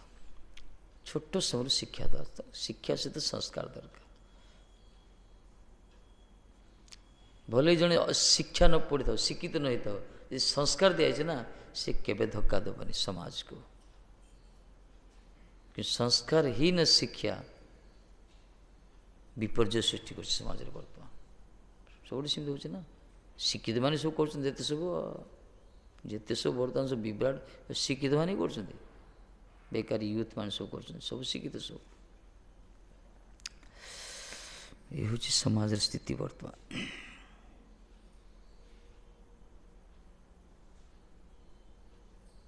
ଅତଏବ ନିଜ ପ୍ରାଣ ପୋଷଣ ଇତସ୍ତତ କର୍ମ କରିବା ଭ୍ରମଣ କରୁଛନ୍ତି। ଏଇଥିପାଇଁ ଏମାନେ ଅବିଦ୍ୟା ଦ୍ୱାରା ଗ୍ରସିତ, ସେଥିପାଇଁ ପ୍ରାଣକୁ ପୋଷଣ କରିବା ପାଇଁ ଧାଉଁଛନ୍ତି, ଖାଲି ଇତସ୍ତିତ ଦୌଡ଼ୁଛନ୍ତି ଜୀବିକା ନିର୍ବାହ କରିବା ପାଇଁ। ଏଟା ତ ପଶୁ ପକ୍ଷୀ ବି ଯାଉଛନ୍ତି ନା କ'ଣ? ସକାଳ ସୂର୍ଯ୍ୟ ଉଦୟ ହେଲେ ତମାମ ଦୁନିଆ ପୁରା କର୍ମମୁଖର ହେଇଯାଉଛି। ପକ୍ଷୀ ମଧ୍ୟ କିଛିରେ ମିଶ୍ରି କରି ଦୌଡ଼ିବାକୁ, ପଶୁମାନେ ବି ଦୌଡ଼ୁଥିବେ, ସବୁ ସମସ୍ତେ ଧାଉଁଛନ୍ତି ଖାଲି ଖାଦ୍ୟ ଅନ୍ୱେଷଣ। पेट चाकट ପାଇଁ ନା କର୍ମ ସମସ୍ତେ। ତେଣୁକରି ଏଇ ଯେଉଁମାନେ ତାହେଲେ କ'ଣ ବଞ୍ଚିବାନି କର୍ମ କରିବାନି? କର୍ମକୁ ମନା କରାନି ଏଠି। ହରିଭଜନ ହରିଭଜନ ପରାୟଣ ହେଇକି ଆମେ ଜୀବିକା ନିର୍ବାହ କରିବା ଦରକାର। ହରିଭଜନ ବିହୀନ ହେଇକି ଖାଲି ବଞ୍ଚିବା ପାଇଁ ଚେଷ୍ଟା କରିବା, ସେ ବଞ୍ଚିବାର ମାନେ କ'ଣ? ଆମେ ଖାଉଛେ ବଞ୍ଚିବା ପାଇଁ, ବଞ୍ଚିବା ଭଜନ କରିବା ପାଇଁ। ଯଦି ଭଜନ ନ କରି ଖାଲି ବଞ୍ଚିବା ପାଇଁ ଖାଇବା ପାଇଁ ସଂଗ୍ରହ କରିବା, ଏଇଟା ତ ପଶୁମାନେ ବି କରୁଛନ୍ତି, ପକ୍ଷୀମାନେ ବି କରୁଛନ୍ତି। ସେମାନେ ଖାଦ୍ୟ ସଂଗ୍ରହ କରୁଛନ୍ତି, ଖାଉଛନ୍ତି, ବଞ୍ଚୁଛନ୍ତି, ତାପରେ ମରୁଛନ୍ତି। ଆମେ ବି ସେମିତି କରୁଛେ। ଏଥିପାଇଁ ଆମର ପ୍ରତ୍ୟେକଟା ଉଦ୍ଦେଶ୍ୟ ହେଉଛି ହରିଭଜନ ଉପାସନା, ଅର୍ଥାତ୍ ବ୍ରହ୍ମ ଜିଜ୍ଞାସା।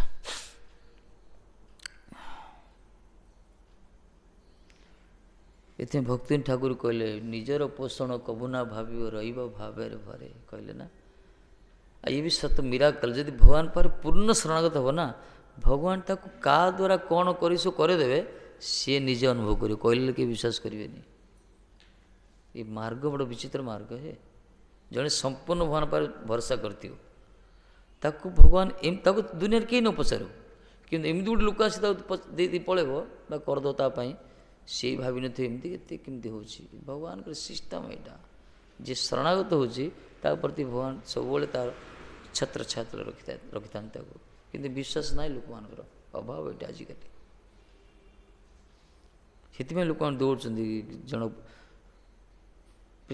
ତୋଷାମଦ କରୁଛନ୍ତି, କେତେ କ'ଣ କରୁଛନ୍ତି। କାଳେ ସେ ତାକୁ ଟିକେ ରାଗିଗଲେ ସେ ଦେବନି ପରା, ସେ ପଚାରିବନି ପରା, ସେ ପ୍ରୀତି କରିବନି, ଏଇ ପ୍ରକାର ବିଚାର।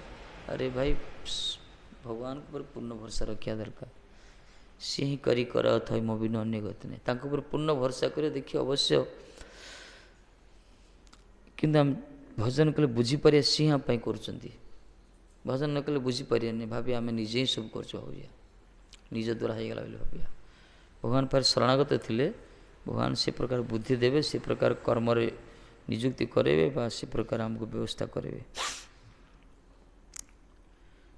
ନିଜ ପ୍ରାଣ ପୋଷଣ ଇତସ୍ତ କର୍ମ କରୁଛନ୍ତି, ଏଇଟା କରୁଛନ୍ତି ସେଇଟା କରୁଛନ୍ତି, କରି କରି କରି କରି ଜୀବନ ସାରା କେତେ କର୍ମ କରୁଛନ୍ତି ନା।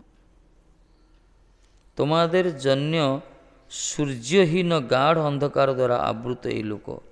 କହିଲେ ଏଇ ଲୋକମାନେ ନା ମହାରାଜ ସୂର୍ଯ୍ୟହୀନ ଗାଢ଼ ଅନ୍ଧକାର, ସୂର୍ଯ୍ୟ ନଥିବ, ନିଶ୍ଚିତ ସୂର୍ଯ୍ୟର ଦେଶ ନା କ'ଣ? ନରୱେ। ନରୱେ ନା? ସୂର୍ଯ୍ୟ ନଥିବ, ଅନ୍ଧକାର ପୁରା। ସୂର୍ଯ୍ୟ ଦେଶ ନଥିବ, ଅନ୍ଧକାର ଭିତରେ ଲୋକମାନେ ଯେମିତି, ଏମାନେ ଅବିଦ୍ୟା ଅଜ୍ଞାନ ଅସ୍ମିତା ଦ୍ୱାରା ଆବୃତ ହେଇକି ଅଛନ୍ତି। ଏମାନେ ଆପଣଙ୍କୁ ଦେଖିପାରୁନାହାନ୍ତି, ବୁଝିପାରୁନାହାନ୍ତି, ଜାଣିପାରୁନାହାନ୍ତି। ଆପଣ ବିଗ୍ରହ ରୂପରେ ଅଛନ୍ତି, ସର୍ବତ୍ର ଅଛନ୍ତି, ନିଜ ଭିତରେ ରହିଛନ୍ତି, ଶରୀର ଭିତରେ ଗୋଲକରେ ଅଛନ୍ତି। ଆପଣଙ୍କର ସତ୍ତା ହିଁ ସର୍ବତ୍ର ବିଦ୍ୟମାନ। ଆପଣଙ୍କର ବିଦ୍ୟମାନତା ଯୋଗୁଁ ଶରୀରଟା ବଞ୍ଚିକି ଅଛି, କଥା କହିପାରୁଛି, ରୋଜଗାରକ୍ଷମ କରିପାରୁଛି। ସେ ଆପଣ ଯେତେବେଳେ ଶରୀର ଛାଡ଼ି ପଳେଇବେ, ଶରୀରଟା ନିସ୍ତେଜ ହେଇଯିବ, ନିଷ୍ପ୍ରାଣ ହେଇଯିବ, ନିସ୍ପନ୍ଦ ହେଇଯିବ, ନିସ୍ତବ୍ଧ ହେଇଯିବ, ମୃତ ବୋଲି ଲୋକ ଘୋଷଣା କରିଦେବେ, ଡକ୍ଟର ମଧ୍ୟ। ଏଇଟା ବି ଏତିକି ବୁଝିପାରୁନାହାନ୍ତି ମାନେ, କାହିଁକି ନା ଅନ୍ଧକାର ଭିତରେ ଅଛନ୍ତି। ଏଇଥିପାଇଁ ମାନେ ସବୁ ନିଜର ପୋଷଣ ପାଇଁ ଦୌଡ଼ୁଛନ୍ତି। ହରିଭଜନ ଯିଏ କରିବ ନା, କ'ଣ ଦରକାର ଭାଇ, ଯେତିକି ଦରକାର ମିଳିଯିବ ସବୁ ଭଗବାନଙ୍କ ଇଚ୍ଛାରେ ମିଳିଯିବ। କରଦମଜୀ ଥିଲେ ନା, 9ଟା କନ୍ୟା, ଚିନ୍ତା ନାହିଁ ତାଙ୍କର, ଚିନ୍ତା ନାହିଁ, ଭଜନରେ ବ୍ୟସ୍ତ। ଯେତେବେଳେ ବିବାହ ଉପଯୋଗୀ ବୟସ ଆସିଗଲା, ସେତେବେଳେ ଚିନ୍ତା କରୁନାହାନ୍ତି ଚାଲିଲେ ଯିବା ପାଇଁ, ବଣକୁ ଯିବା ତପସ୍ୟା କରିବା ପାଇଁ। ଆହୁରି ସେତେବେଳେ ବ୍ରହ୍ମାକୁ ସ୍ୱୟଂ ଆସିବାକୁ ପଡ଼ିଲା, 9ଟା ଋଷି କୁମାରକୁ ନେଇ ଆସିଲେ, ବିବାହ କରାଇଲେ। ସିଏ ନରସିଂହଟା ଥିଲେ ନା କ'ଣ ଗୁଜରାଟରେ, ଗୋଟିଏ ବାଡ଼ୁଅ ଝିଅ, ତାଙ୍କ ପାଇଁ ଚିନ୍ତା ନାହିଁ। ସ୍ତ୍ରୀ ଉଲ୍ଲଂଘନ ଦେଉଛନ୍ତି, କାହିଁକି ତୁମେ ସଂସାର କରୁଥିଲ? ଇଏ ଭଜନାନ୍ତି ମହାତ୍ମା, ଭଜନ ହିଁ କରନ୍ତି। ଶେଷରେ ବିରକ୍ତି ପଳେଇଲେ ଗୋଟେ ମନ୍ଦିର, ଭଜନ କରିବା ଲୁଚିକି ରହିଲେ। ଠାକୁରଜୀ ରୁକ୍ମିଣୀ କହିଲେ ଚାଲ ଚାଲ, ସମୟ ଆସିଗଲା ସେବା କରିବା ପାଇଁ। ଭଗବାନଙ୍କୁ ନିଜେ ଆସିବାକୁ ପଡ଼ିଲା।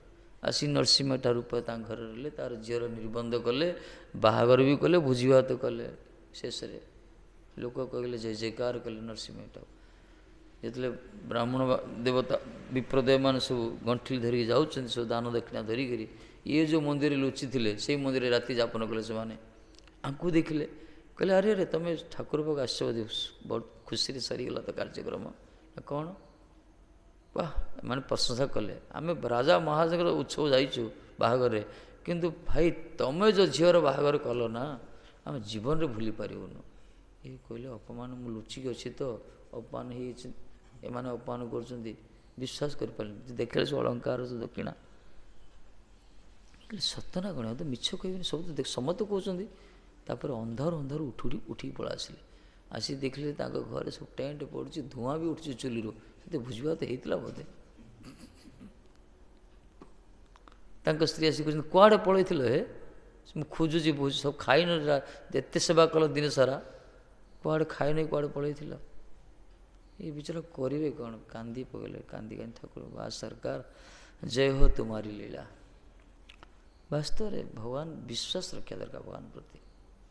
ଯାହାର ଭଗବତ ବିଶ୍ୱାସଟା ଯେତିକି ପରିମାଣରେ ବୃଦ୍ଧି ହେଉଛି, ସେ ସେଇ ଅନୁପାତରେ ଭକ୍ତ ବୋଲି କୁହାଯିବ। ତାକୁ ଅନୁଭବ ଦରକାର, ଖାଲି ଛାପଡ଼ା ରଖିଲେ ହେବନି, ଅନୁଭବଟା ଦରକାର।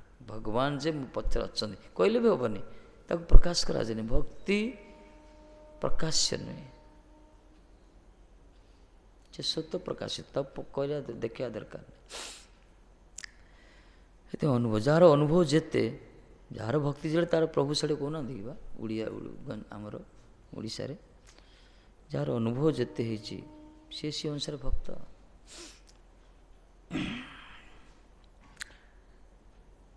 ଅନୁଭବ ଯାହାର ବେଶୀ ହେଇଥିବ ସେ ବେଶୀ ପ୍ରଚେଷ୍ଟା କରିବନି, ତାର ଆଉ ଲକ୍ଷଣ ଏଇଟା। ଅନୁଭବ କାହାର ହେଇଛି ଜାଣିବା କେମିତି, ସେ ବେଶୀ ପ୍ରୟାସ କରିବନି, ଯେତିକି ଦରକାର ସେତିକି ପ୍ରୟାସ କରିବ। ବାକି ସମୟରେ ସମୟ ସେ ବାହାର କରି ଭଜନ କରିବା ପାଇଁ, ଯେତିକି ସମୟଟି ମିଳିଯିବ ସେଠି ବସି ଟିକେ ଭଜନ ଟିକେ କରିଦେବ, ନାମ ଟିକେ କରିଦେବ, ସତ୍ସଙ୍ଗରେ ବସି ପଡ଼ିବ, ବିଗ୍ରହ ଟିକେ ଦର୍ଶନ କରିବ, ଏଇ ପ୍ରକାର। ଆଉ ଯେଉଁମାନେ ଏତିକି ବୁଝିନାହାନ୍ତି, ଖାଲି କର୍ମ କର୍ମ କର୍ମ ମରୁଛନ୍ତି ସେମାନେ, ତାଙ୍କ ଭଳିଆ କ'ଣ କରିବ।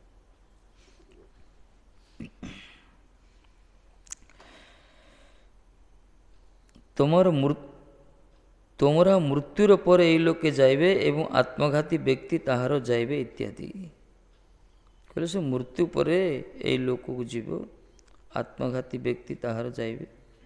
ଆତ୍ମଘାତୀ ବ୍ୟକ୍ତିମାନେ ସେ ଯିବେ ମରିଗଲା ପରେ, ମୃତ୍ୟୁ ପର୍ଯ୍ୟନ୍ତ ତୁମେ ସେ ଲୋକକୁ ଯିବ, ଯମ ଲୋକକୁ ଯିବ। ସେ ପ୍ରକାର ଯେଉଁମାନେ ତର୍କ କରୁଛନ୍ତି, ଯେଉଁମାନେ ଈଶ୍ୱର ବିଶ୍ୱାସ କରୁନାହାନ୍ତି, ଯେଉଁମାନେ ଜାଣୁନାହାନ୍ତି, ଖାଲି ବାହ୍ୟିକ କର୍ମରେ ଯେଉଁମାନେ ସବୁବେଳେ ବ୍ୟସ୍ତ ବିବ୍ରତ, ସେମାନଙ୍କ ଗତି କ'ଣ, ଲୋଚନ ବୋଲେ ସେଇ ପାପି LR ଗେଲ ନା କ'ଣ। ସଂସାରଟା ଗୋଟେ ରଙ୍ଗମଞ୍ଚ, ଗୋଟେ ପଟେ ଏଣ୍ଟ୍ରାନ୍ସ, ଗୋଟେ ପଟେ ଏକ୍ଜିଟ୍। ଆସିଲା ଟିକେ ରେଉଲ ଆକ୍ଟିଂ କରିଦେଲା, ଷ୍ଟେଜରେ ଦେଖୁନ କି ଗୋଟେ ପଟେ ଇନ୍ କରିବ, ଟିକେ ଅଙ୍ଗ ଭଙ୍ଗୀ ପ୍ରଦର୍ଶନ କରିବ, ହସେଇବ, କନ୍ଦେଇବ, ନଚେଇବ, ତାପରେ ଆଉ ଗୋଟେ ପଟେ ପଳେଇବ, ଆଉଟ୍ ହେଇକି ପଳେଇବ। ଏ ସଂସାର ଗୋଟେ ରଙ୍ଗମଞ୍ଚ, ଆମମାନେ ସବୁ ଗୋଟେ ନେତା ଅଭିନେତା। ଆମେ ଆସିଛେ, ଆମର ଯେଉଁ କର୍ମ କରୁଛେ, କିଛି ଲୋକ କାନ୍ଦୁଛନ୍ତି ଆମ ପାଇଁ, କିଛି ଲୋକ ହସୁଛନ୍ତି, କିଛି ଲୋକ ତାଳି ମାରୁଛନ୍ତି, ତାପରେ ଆମର ଡ୍ୟୁଟି ସରିଗଲା 60, 70, 80 ବର୍ଷରେ ରୁଲ୍ ସରିଗଲା, ତାପରେ ଆଉ ଗୋଟେ ବାଟେ ପଳାଉଛେ। ଏଇ ହେଉଛି ଦୁନିଆ ରଙ୍ଗମଞ୍ଚ। ନଚଉଛନ୍ତି ଜଣେ, ଯାହାର ଯେ ଇচ্ছে କରେ ତେ ଇচ্ছে କରେ ନୃତ୍ୟ। ଏଥିପାଇଁ ବୁଦ୍ଧି ବିଚାରି କାର୍ଯ୍ୟ କଲେ ପ୍ରମାଦ ନ ପଡ଼େ ଭଲେ, କେବଳ ମହତ୍କର କାର୍ଯ୍ୟ କରିବା ଦରକାର। ହେଉଛି ସଂସାର। ହଉ ହେଇଗଲା, ଆଉ କ'ଣ କରିବା। ଆଜି ଶ୍ଲୋକ ଗୋଟେ ପୁରୁଣା ଶ୍ଲୋକ ଗୁଡ଼ାକ ହେଲା ନାଇଁ, ଟପିକ୍ ହେଇଗଲା।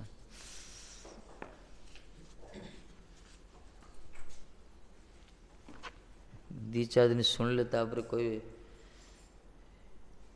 କ'ଣ କହିବେ, ଭଲ ମଠକୁ ଗଲୁ ତ, ଥିଲୁ ଗୋଟେ ଆରାମରେ ଘରେ, ଭଲରେ ଥିଲୁ, ଭଲ ଲାଗୁଥିଲା, ଗୋଟେ ପୁଅ ଝିଅ ସଂସାର, ଚା ପାଣି ସବୁ ଭଲ ଲାଗୁଥିଲା, ଏହା ଶୁଣିଲା ପରେ ତ ସେ ପିତା ପିତା ଲାଗିଲାନି, ଆଉ ଯିବାନି ବୋଲି କହିବେ। ଏମିତି ହୁଏ, କିନ୍ତୁ ଏଥିରେ ଯେଉଁ ଆନନ୍ଦ ଅଛି ନା, ଅନୁଭବ କରିପାରିବ। ଅନୁଶୋଚନା ନା, ଶାସ୍ତ୍ର ଆମକୁ ଗୋଟେ ଶୋଚନାର ଗୋଟେ ମାର୍ଗ ଦେଖୁଛନ୍ତି। ଶୋଚନା ମଣିଷ ନା, ଆମେ ବିବେକ ଅଛି, ଆମର ବୁଦ୍ଧି ବି ଭଗବାନ ଦେଇଛନ୍ତି, ଆମେ ବିଚାର କରିବା ଦରକାର। ବାସ୍ତବରେ କଥାଟା ସତ୍ୟ କି ନାହିଁ, ଏଇଟା କାହାକୁ ବ୍ୟକ୍ତି ବିଶେଷ କୁହାଯାଏନି, ଏ ସମସ୍ତ ପାଇଁ କୁହାଯାଇଛି। ये जो कथा निराट सत्य कथा है, निच्छक सत्य कथा, भले किए मानु या न मानु सत्य कथा ही कहुई। सत्यर सब जय, सत्य ही सत्य ना। ये कौन सी कपड़ कल्पित कथा नहीं, तोषामतकारी कथा नहीं, मनोरंजन कथा नहीं। अन्य अपसंपदार जमी बाह बाह करती ना, अपसंपदा बहुत टेकाटी करेंगे। ए प्रकार निच्छक सत्य कथा कि कहते नहीं आज्ञा, एकमात्र प्रामाणिक वैष्णव धारा ही ये सब कथा कहती। ना जिते अप्रामाणिक सब रही अपसंप्रदाय सृष्टि होकर धर्म पथरे मार्गरे, धर्म तो कहजन से मार्ग पथरे ये सब कथा ही ना आत्मार कल्याण कथा, सब शरीर कथा कहती। तो जहाँ कर करे आम गोटे प्रणामी देदे तोर उद्धार हो, जहाँ कर करे आम गोटे प्रणामी देदेले होगा। यही प्रकार कहते केते कहे गोटे 6 दिन छाड़ कौन से कथा चर्चा करने कथा नहीं। विभिन्न प्रकार इंद्रिय सुख पर स्थान प्रोत्साहन दिखती। एकमात्र प्रामाणिक पथ जोड़ी सत्य कथा कहुई, इंद्रिय सुख आसक्ति सह इंद्रिय सुख बंधन कारण, अनासक्त है कि इंद्रिय जी आवश्यक शरीर परिचय जगह में से ग्रहण कर, बाकी समय अन्य समय बाहर कर भगवान को भजन करिया दरकार। भगवत चिंतन करी भगवान पर संपूर्ण भरोसा रखी निज जीवन जो परिचालित करिया, से जीवन जो शांति ना, से शांति क्या पाखे ना आज्ञा, जगत रे क्या पाखे ना, महान महान रथी महारथी पाख भी ना। चलो कीर्तन करिया कौन करिया, आज सब कथबार्ता की आसी लगे शुणापी।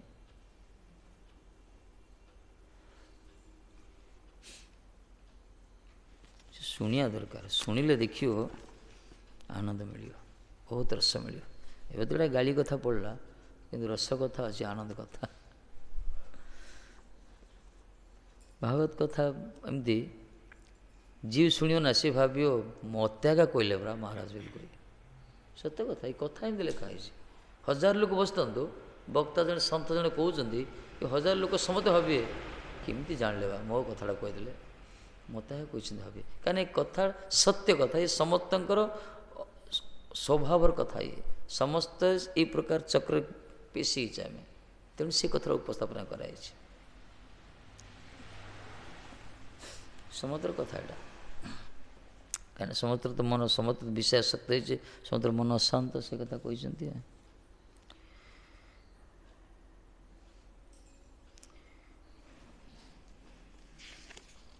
हरि हे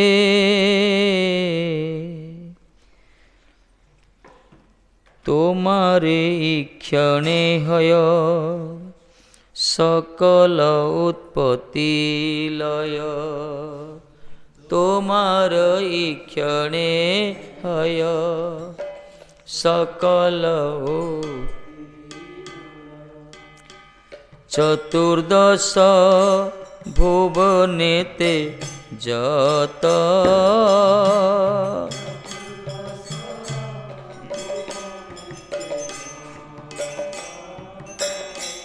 चतुर्दश भुवनेते जत,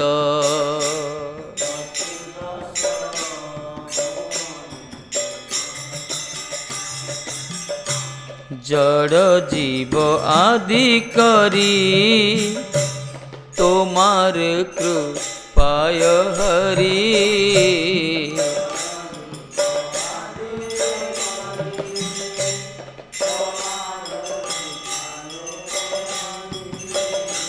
जड़ जीव आदि करी तोमार कृपाय हरि,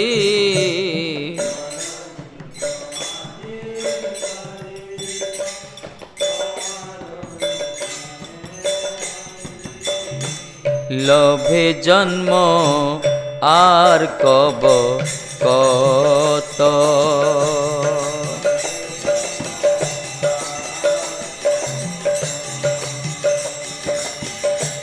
चतुर्दश भुवनेते जत,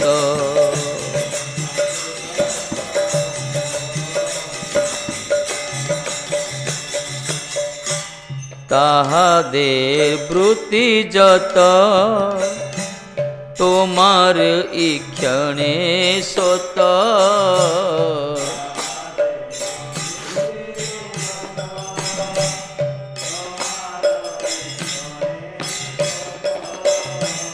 जन्मे प्रभु तुमी सर्वे सोर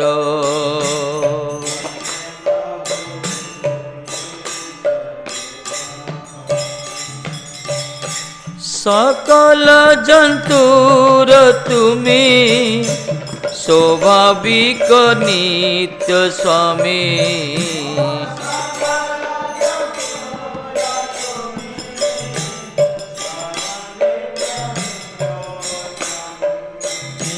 सकल जंतुर तुमी स्वाभाविक नित्य स्वामी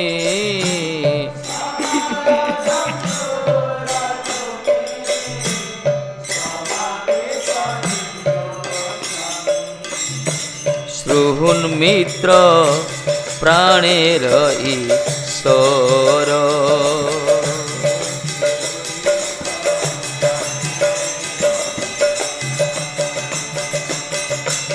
जन्मे प्रभु तुमी सर्वे सोर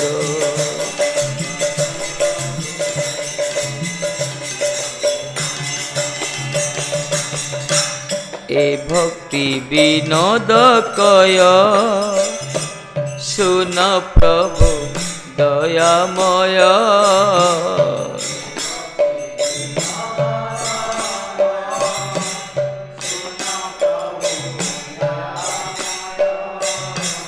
ए भक्ति विनोद कय सुन प्रभु दयामय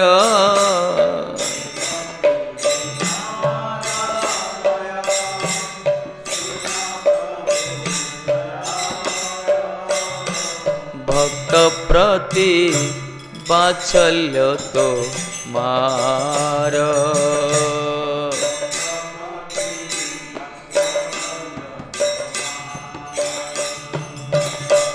नैसर्गिक धर्म है औपाधिक कभुनय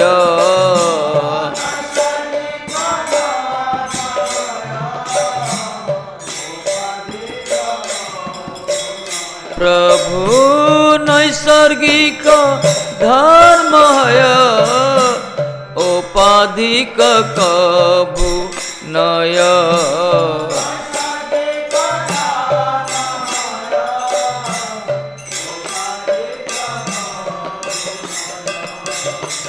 दासे दया हइयाऊ दार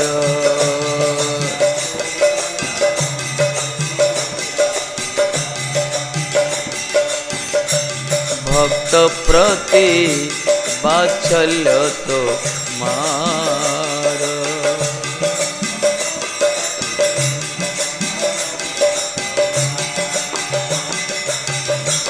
तोमार क्षणे जया सकल उत्पत्ति लया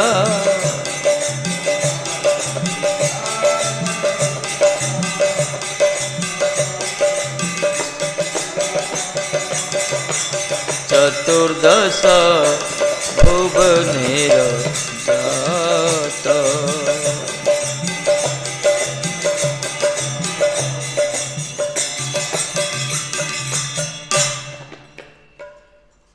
गीतावली कहते गीतमाला हरि हे तोमार इक्षण हे सकल उत्पत्ति लय चतुर्दश भुवनेर जात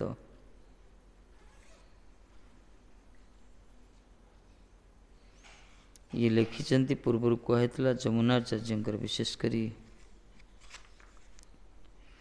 यमुनाचार्य यमुना भावली बाहर कर ना व्याख्यसे यदि तत भुवनान्य मुनि नालं प्रभो भवितुम एव कुतः प्रवृत्ति एवं निसर्ग सुहृदित सर्वजंतो स्वामीन चित्रमिदमाश्रित वत्सलत्वम।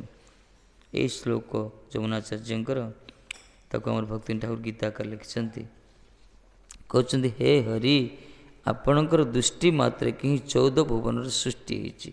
ଚତୁର୍ଦ୍ଦଶ ଭୁବନ ତେଜତ। ଭଗବାନ ଯେତେବେଳେ ଦୃଷ୍ଟିପାତ କଲେ, ମହାବିଷ୍ଣୁ ଶୟନ କରିଛନ୍ତି କାରଣ ସାଗରରେ ଜଳରେ। ଏ ପ୍ରକୃତି ଯେତେବେଳେ ସେ ଉପରେ ରହିକି ଦୃଷ୍ଟି ନିକ୍ଷେପ କଲେ, ପ୍ରକୃତି ଗର୍ଭଧାନ ହେଇଗଲା।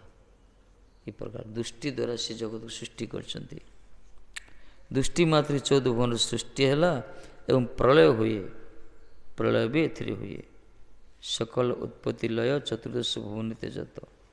ଜଡ଼ ଜୀବ ଆଦି କରି ତମାର କୃପାୟ ହରି ଲଭେ ଜନ୍ମ ଆର କବଗତ।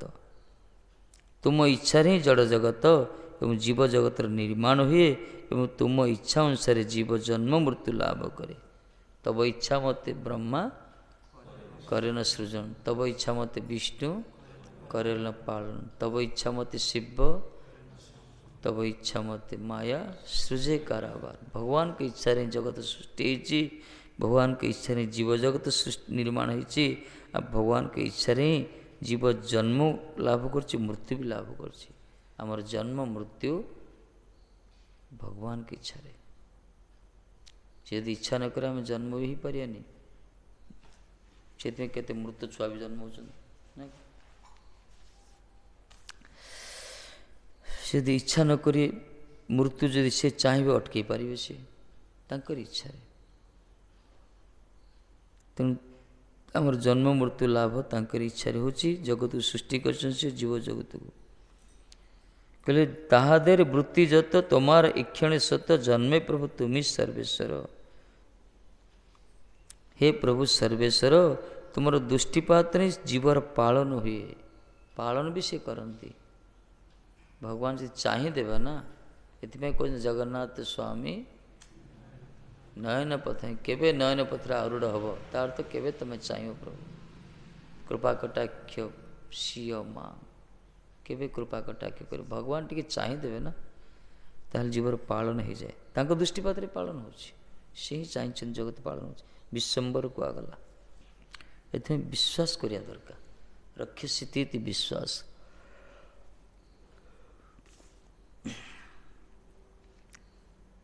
ଭଗବାନ ପାଳନ କର୍ତ୍ତା।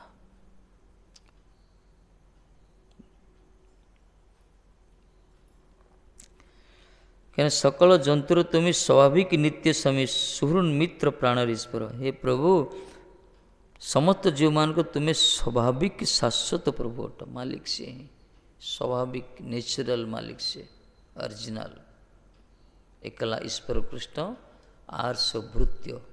ଯାହାର ଯେ ଇচ্ছে କରେ તે ଇচ্ছে କରେ ନୃତ୍ୟ। ଏକମାତ୍ର ଈଶ୍ୱର କୃଷ୍ଣ ହିଁ ହେଉଛନ୍ତି ଈଶ୍ୱର ମାଲିକ, ବାକି ସବୁ ତାଙ୍କର ଭୃତ୍ୟ, କିଏ ମାନୁ ନ ମାନୁ। ଏଥିପାଇଁ କହିଲେ ସମସ୍ତ ଜୀବଙ୍କର ସ୍ୱାଭାବିକ ପ୍ରଭୁ ହେଉଛନ୍ତି ତୁମେ।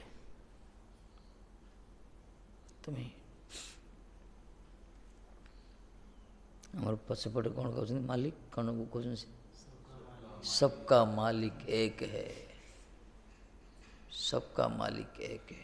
ଏଇ ଭାବଟା ଆମରି ଶାସ୍ତ୍ରରୁ କିଛି କିଛି ନେଇକି ସେମାନେ ତିଆରି ପ୍ରଚାର କରୁଛନ୍ତି, ନିଜକୁ ନେଇଯାଉଛନ୍ତି ଭଗବାନ ରୂପରେ। କଥା ହେଲା ଯଦି ସମସ୍ତଙ୍କର ମାଲିକ ହେଉଛନ୍ତି ସିଏ, ସମସ୍ତଙ୍କର ପଶୁ ପକ୍ଷୀ କୀଟ ପତଙ୍ଗ ସମସ୍ତଙ୍କର। ଏପରି ଖ୍ରୀଷ୍ଟିଆନ ମୁସଲମାନଠୁ ଆରମ୍ଭ କରି ୟହୁଦୀ ଜୋରାଷ୍ଟ୍ର ପାର୍ସି ଯେତେ ସବୁ ରହିଛନ୍ତି ଧର୍ମାବଲମ୍ବୀ, ସମସ୍ତଙ୍କର ପ୍ରଭୁ ସିଏ। ସବକା ମାଲିକ ଏକ ହେ।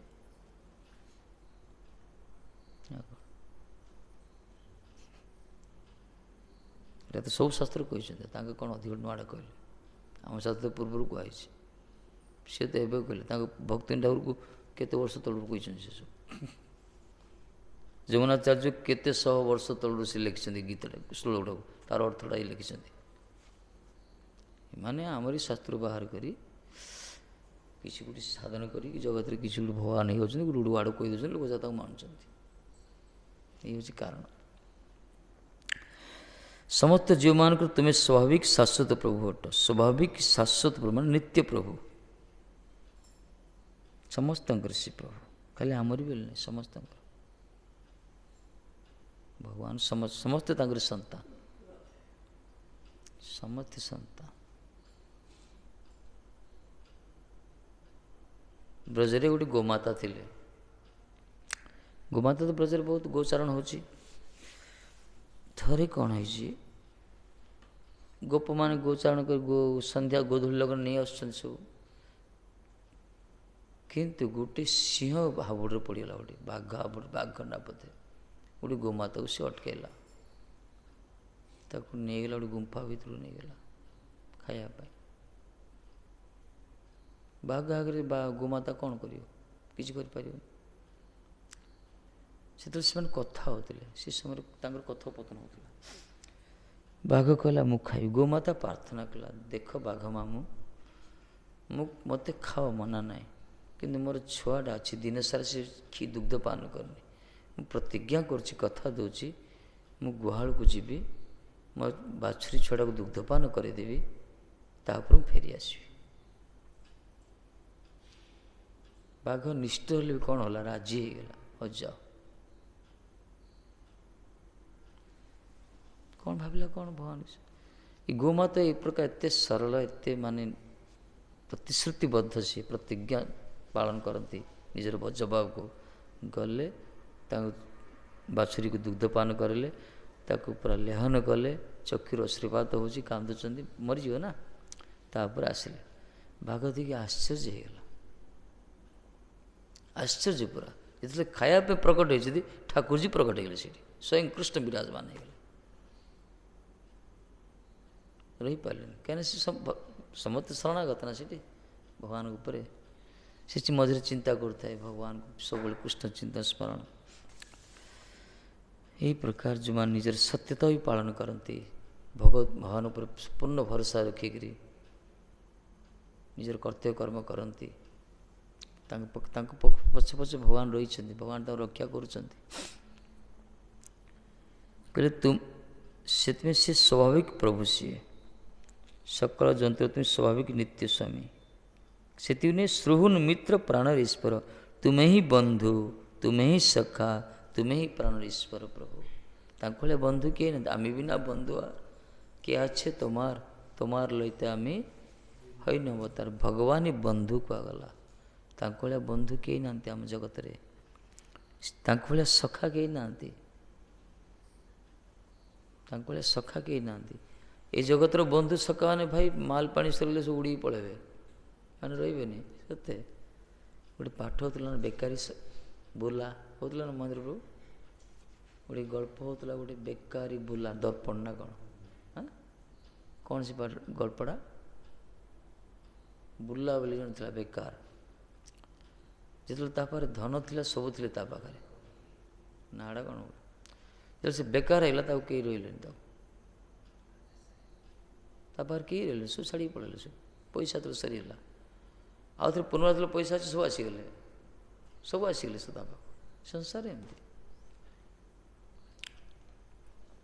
ସବୁ ସ୍ୱାର୍ଥର ସାଥୀ ସବୁ। ବନ୍ଧୁ ତ ତାକୁ କୁହାଯିବ ଯିଏ ବିପଦରେ ରକ୍ଷା କରେ।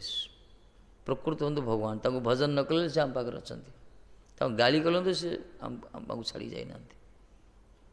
କେତେଟା କାହା ଗାଳି କର ତ, ଟିକେ ଗାଳି କରିଦେଲେ ବାପା ବି ପୁଅକୁ ଛାଡ଼ି ଦେଇ ପଳେଇବ, ହେ କୁଳାଙ୍ଗାଟା ବାହାରେ କିଏ ରହିବ, ପୁଅ ବି ବାପାକୁ ଛାଡ଼ି ଦେଇ ପଳେଇବ, କେସ୍ ପର୍ଯ୍ୟନ୍ତ ପଳେଇବ, ପୁରା ବାଡ଼ିଆ ପିଟା ହେଇଯିବ।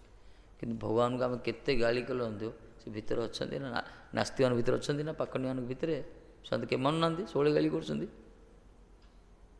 ପାଖରେ ଅଛନ୍ତି ସେ। ତାଙ୍କ ଭଳିଆ ବନ୍ଧୁ କେହି ନାହାନ୍ତି, ସେ ଆମକୁ ରକ୍ଷା କରିବା ପାଇଁ ସବୁବେଳେ ପାଖାପାଖି ରହୁଛନ୍ତି। ତାଙ୍କ ଭଳିଆ ସଖା କେହି ନାହାନ୍ତି, ସେ ହିଁ ଆମର ପ୍ରାଣର ଈଶ୍ୱର। ଏ ଭକ୍ତି ବିନୋଦ କହେ ସୁନ ପ୍ରଭୁ ଦୟାମୟ, ଭକ୍ତ ପ୍ରତି ବାତ୍ସଲ୍ୟ ତୋମାର। ଭକ୍ତି ଠାକୁର କହୁଛନ୍ତି, ହେ ଭକ୍ତ ବତ୍ସଳ ପ୍ରଭୁ, ହେ ଦୟାମୟ, ଭକ୍ତମାନ ପ୍ରତି ଦୟା କର, ଭକ୍ତ ପ୍ରତି ବାତ୍ସଲ୍ୟ ତୋମାର। ଭକ୍ତମାନ ପ୍ରତି ଦୟା ତୁମର ବାସ୍ତବିକ ନିତ୍ୟ ଧର୍ମ ଅଟେ, ନୈସର୍ଗିକ ଧର୍ମ ହୁଏ, ଉପାଧିକ କବୁ ନୁହେଁ, ଦାସ୍ୟ ଦୟା ହଇଆ ଉଦାର। ଆମର ଭକ୍ତି ଠାକୁର କହୁଛନ୍ତି, ହେ ପ୍ରଭୁ, ହେ ଭକ୍ତ ବତ୍ସଳ ପ୍ରଭୁ ଦୟାମୟ, ଭକ୍ତମାନ ପ୍ରତି ଦୟା, ଭକ୍ତମାନ ପ୍ରତି ଯେଉଁ ତୁମର ଦୟା ନା, ଏଇଟା ବାସ୍ତବିକ, ଏଇଟା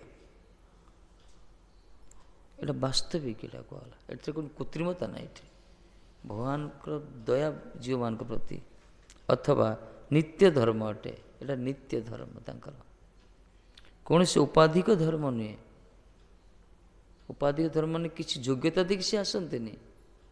ଅଶରଣ ଜନକୁ ମଧ୍ୟ ସେ ରକ୍ଷା କରୁଛନ୍ତି। ଭବାବ୍ଦୀରେ ଥାଉ କଥିତ କର କର କୃପା କର ବୋଲି ବୁଦ୍ଧି ଭବାବ୍ଦୀରେ ଥାଉ କଥିତ। ଯେଉଁମାନେ ଆପଣଙ୍କୁ ଭଜନ କରୁନାହାନ୍ତି, ଭଗବାନ କୌଣସି ଯୋଗ୍ୟତା ଦେଇକି ଆସନ୍ତିନି, ଉପାଧି ଦେଖିକିରି। ଜଗତରେ ଆମ ପାଖକୁ ସମସ୍ତେ ଆସନ୍ତି ଆମର ଉପାଧି ଦେଇକି ଆସିବେ, ଆମର ପଦପଦବୀ, ଆମର ମାନ ସମ୍ମାନ, ଆମର ଷ୍ଟାଟସ୍, ଏସବୁ ଦେଖି ଲୋକମାନେ ମିଶନ୍ତି ନା କ'ଣ? ଯେତେବେଳେ ଭିକାରୀ ହେଇଥିବା ସିନ୍ଧିଆ ଲୋକ ମିଶିବେ, ଯେତେବେଳେ ଟିକେ ହାଇଟେକ୍ ହେଇଯିବା, ଟିକେ ହାଇ ପ୍ରୋଫାଇଲ୍ ସୋସାଇଟିରେ ହେଇଯିବା, ସେତେବେଳେ ବଡ଼ ବଡ଼ ଲୋକ ସବୁ ଆସିବେ, କାର୍ ଫାର୍ ଲାଗିଯିବ ଘର ଆଗରେ। ଯେତେବେଳେ ଧନ ନଥିବ ସାଇକେଲ ବି ଲାଗୁନଥିବ, ଦୁନିଆଟା ଏଇଟା। ତୁମେ ଭିକାରୀ ତ ତୁମ ପାଖକୁ ସାଇକେଲ ବି କିଏ ଆସିବେନି। ଯେତେବେଳେ ତୁମର ସେ ପୁରା ଆସିଯିବ ପୁରା ଷ୍ଟାଟସ୍, ସେତେବେଳେ ଦେଖିବ କାର୍ 2-4ଟା ଲାଗୁଥିବ ସବୁବେଳେ, ସାର୍ କରିବେ। ଏ ଜଗତରେ ଏମିତି, ଏଠି ସବୁ ମତଲବ କି ଦୁନିଆ ହିଁ ହେ। କିନ୍ତୁ ଭଗବାନ ସେମିତି ନୁହନ୍ତି। ସେ ସମସ୍ତ ପ୍ରତି କୃପା ତାଙ୍କର ଅଛି, ସମସ୍ତେ ତାଙ୍କରି ସନ୍ତାନ। ଯେମିତି ମାଆଙ୍କର, ଗୋଟେ ମା ଯିଏ ଥିବ ନା, ତାର କୁଳାଙ୍ଗାର ପୁତ୍ର ପ୍ରତି ବି ଯେତିକି କୃପା, ତାର ଯୋଗ୍ୟ ପୁତ୍ର ପ୍ରତି ସେତିକି କୃପା। ମାଆର ବାତ୍ସଲ୍ୟ ହୃଦୟଟା ସେ ପ୍ରକାର କରୁଣାମୟଙ୍କର। ସେମିତି ଭଗବାନ ବି ସେଇ ପ୍ରକାର, ତାଙ୍କର କୃପା ସମସ୍ତ ପ୍ରତି ରହିଛି। ଭକ୍ତମାନଙ୍କ ପ୍ରତି ବିଶେଷ ତାଙ୍କର କୃପା ହେଲା ବାସ୍ତବିକ, ଏଇଟା ବାସ୍ତବିକ କୃପା, ଏଇଟା ନିତ୍ୟ ଧର୍ମ। ବିଶେଷ କରି ଭକ୍ତମାନଙ୍କ ପ୍ରତି ତାଙ୍କ କୃପା ବାସ୍ତବିକ। ସେ ଉପାଧି ଦେଖନ୍ତିନି। ଭକ୍ତଟା ଯେ ବହୁତ ଉଚ୍ଚ ପରିବାରରୁ ଆସିଛି, ଭକ୍ତଟା ବା ବଡ଼ ଧନୀ ଲୋକଟା ବା ବହୁତ ପାଠ ପଢ଼ୁଛି, ଏପରା ସେ ଦେଖନ୍ତିନି। ବା ରୂପଟା ଟିକେ ତାର ସୁନ୍ଦର ଅଛି ଭକ୍ତଟା, ଏସବୁ ଦେଖନ୍ତିନି ସେ କିଛି। ସେ ତ ଭାବଗ୍ରାହୀ, ଭାବର ଗ୍ରହଣ କରିବେ ସେ ଭକ୍ତିର। କୌଣସି ପଦପଦବୀ ଦେଖନ୍ତିନି, କୌଣସି ଶରୀର ବର୍ଣ୍ଣ ଏସବୁ ଦେଖନ୍ତିନି। ଏଣୁ ଏଇ ଦାସ ପ୍ରତି ମଧ୍ୟ ତୁମେ ଉଦାର ହିଁ ଦୟା ପ୍ରକାଶ କର। ଭକ୍ତିଟାକୁ ଧନ୍ୟତାର ସହିତ କହୁଛନ୍ତି ମୋର ଯୋଗ୍ୟତା ବିଚାରେ କିଛି ନାହିଁ ଗୁଣ। ଯଦି ଲୋଚନ ଦାସ କହିଲେ ନା, ଯଦି ଯୋଗ୍ୟତା ଦେଖିବ ପ୍ରଭୁ ତାହେଲେ ମୋର ଗୁଣ କିଛି ନାହିଁ। ଟିକାକାର କହୁକୁ କହିଦେଲେ, ଯଦି ଆପଣ ଯୋଗ୍ୟତା ଦେଖିବ ତାହେଲେ ମୋର ଟିକେ ବି ଗୁଣ ନାହିଁ। ଗୁଣଲେଶ ନା ପାଅ ବି, ଟିକେ ବି ଗୁଣଲେଶ ନାହିଁ। ତେଣୁ ସେ ଯୋଗ୍ୟତା ଖୋଜାଖୋଜିରେ ଛାଡ଼ି ଦିଅନ୍ତୁ। ମୋର କିଛି ଯୋଗ୍ୟତା ନାହିଁ, ତଥାପି ତୁମେ ଜଗନ୍ନାଥ ବୋଲି ତ ଜଗତରେ ପ୍ରଚାରିତ ହେଇଛ ନା। ତୁମ ଜଗନ୍ନାଥ ଜଗତେ କୁହାସି, ଜଗମୋହି ନଈ ଛାର, ଜଗମୋହି ନଈ ବାହାର। ତୁମେ ତ ଜଗତର ନାଥ ପ୍ରଭୁ, ମୁଁ କ'ଣ ଜଗତରୁ ବାହାର କି? ଭଲେ ମୋର ଯୋଗ୍ୟତା ନଥାଉ, ଜଗତ ଭିତରେ ତ ଅଛି ନା। ତୁମେ ତୁମ ନାମକୁ ସାର୍ଥକ କର, ମୋତେ ତ ଉଦ୍ଧାର କର। ଏହି ପ୍ରକାର ଧନ୍ୟତାରେ କହୁଛନ୍ତି। ତେଣୁ ଯୋଗ୍ୟତା ଦେଖିଲେ ମୁଁ ପାତ୍ର ନୁହେଁ, ଆପଣଙ୍କର ଭଜନ କରିପାରିବେନି, ଆପଣ କୃପା ପାଇପାରିବେନି। ତେଣୁ ସେ ଯୋଗ୍ୟତାକୁ ନ ଦେଖିକିରି, କୌଣସି ଭଲ ଗୁଣକୁ ବିଚାର ନ କରି, ବାସ୍ ମୋ ଭଳିଆ ନିନ୍ଦିତ, ମୋ ଭଳିଆ ପାପୀ, ଦୁରାଚାରୀ, ଭ୍ରଷ୍ଟାଚାରୀ, ଅନାଚାରୀ, ବ୍ୟଭିଚାରୀ, ମୋ ଭଳିଆ ଗୋଟେ କଳୁଷିତ, କଦର୍ଥ, କଦର୍ଯ୍ୟ, ଦୀନହୀନ ଏ ବଦ୍ଧ ଜୀବ ପ୍ରତି ଆପଣ କୃପା କରି ଆପଣ ପତିତ ପାବନ ନାମଟାକୁ ସାର୍ଥକ କରନ୍ତୁ ପ୍ରଭୁ। ମୋ ଭଳିଆ ପତି ଜଗତରେ କେହି ନାହାନ୍ତି। ଏହି ପ୍ରକାର ସେ କହିଥିଲେ। ଏଣୁ ଏହି ଦାସ ପ୍ରତି ମଧ୍ୟ ତୁମେ ଉଦାର ହୋଇ ଦୟା ପ୍ରକାଶ କର। ତେଣୁ ତୁମେ ଦୟା କର, ଏତିକି ତାଙ୍କର ପ୍ରାର୍ଥନା।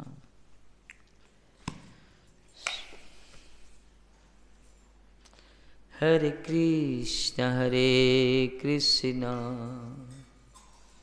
କୃଷ୍ଣ କୃଷ୍ଣ ହରେ ହରେ, ହରେ ରାମ ରାମ ରାମ ହରେ ହରେ।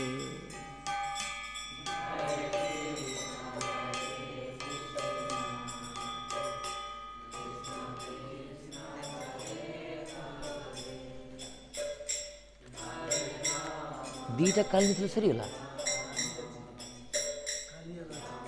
କାଲି ସରିଗଲା, କାଲି ଦୁଇଟା ନେଇଥିଲା ନା, ଦୁଇଟା ସରିଗଲା। ହରେ କୃଷ୍ଣ ହରେ କୃଷ୍ଣ, କାଲି ଦୁଇଟା ଆସିଲା, ଦିନକୁ ଗୋଟେ ଭାଇଟା ମାରିଦବ। କରୁଛ କ'ଣ?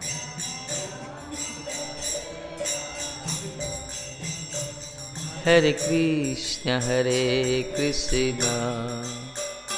कृष्ण कृष्ण हरे हरे, हरे राम राम राम हरे हरे।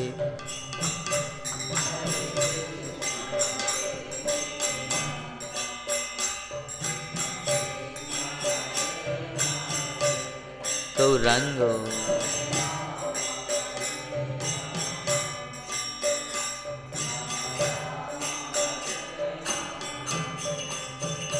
हरे कृष्ण कृष्ण कृष्ण हरे हरे, हरे राम राम राम हरे हरे।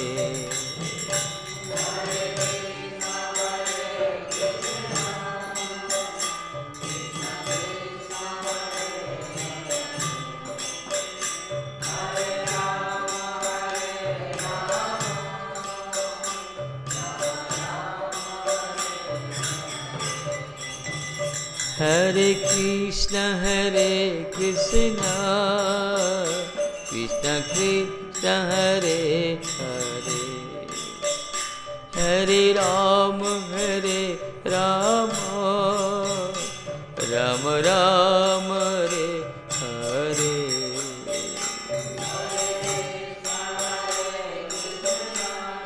क्षमा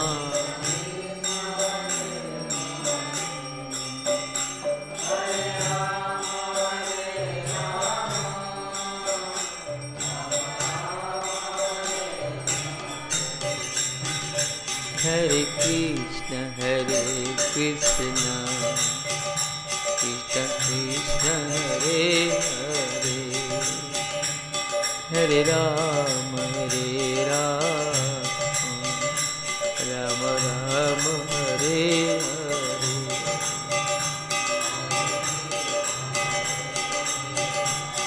जय हो।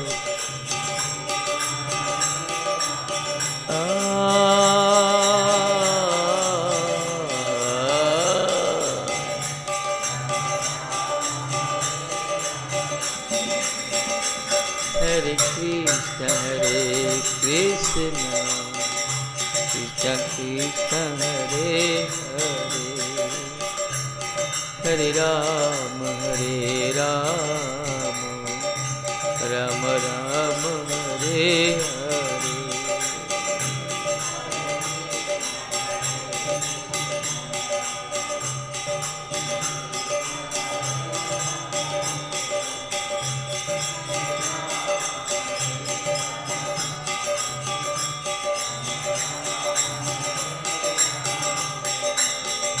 हरे कृष्ण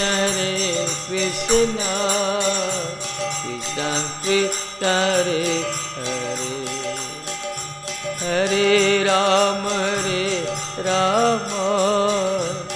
राम राम हरे हरे।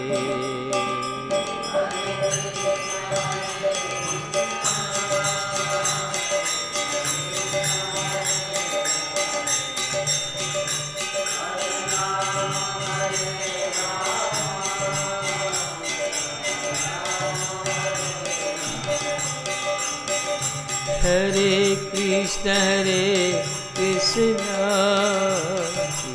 कृष्ण हरे हरे, हरे Ram Ram Ram Hare Hare.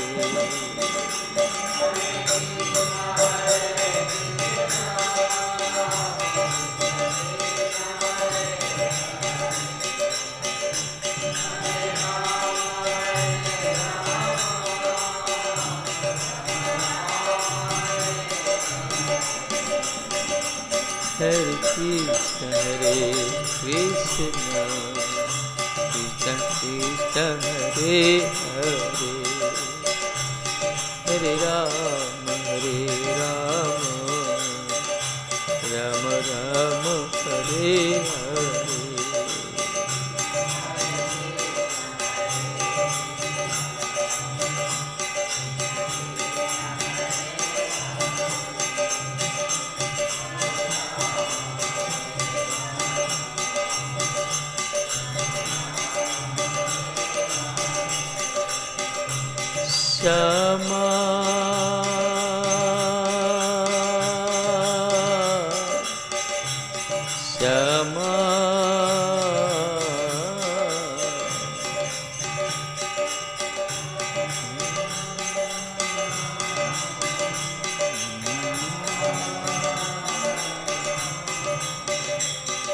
Hare Krishna Krishna Krishna Hare Hare Hare Rama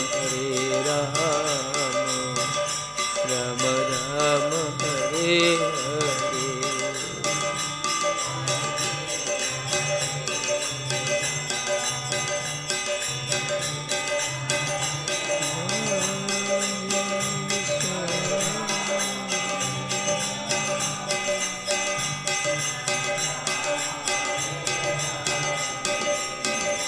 Hare Krishna Krishna Krishna Hare Hare Hare Rama Rama Rama Hare Hare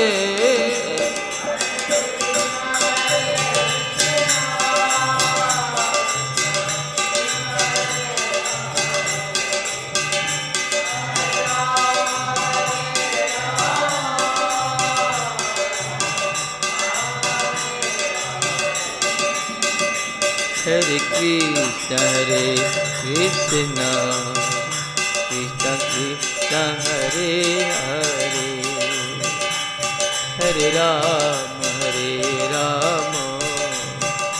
Rama Rama Hare Hare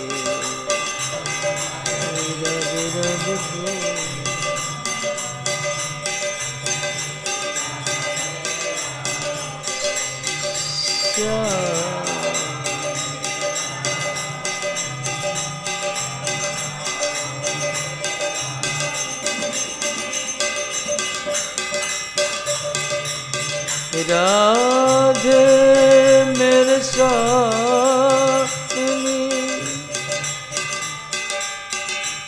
मेरा राधे को जन्म जन्म मोए दीजियो राधे बरसा Shama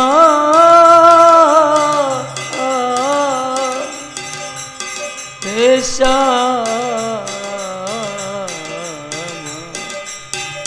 Hare Krishna Krishna Krishna Hare Hare Hare Rama Rama Rama Hare Hare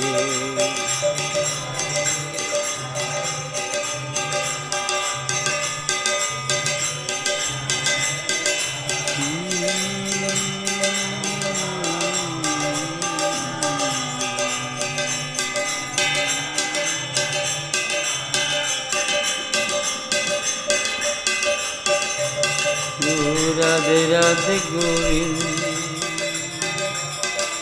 Radhe Radhe Govind Radhe Radhe Govind Radhe Radhe Govind Shri Radhe Radhe Govind Radhe Radhe Govind Radhe Radhe Govind Jai Radhe Radhe Govind Radhe Radhe Govind Oh Radhe Radhe Govind Hey Govind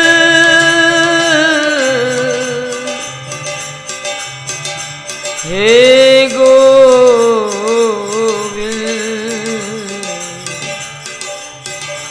Hey Govind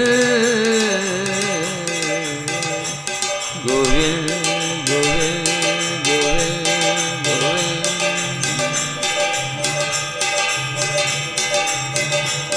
Govind Govind Govind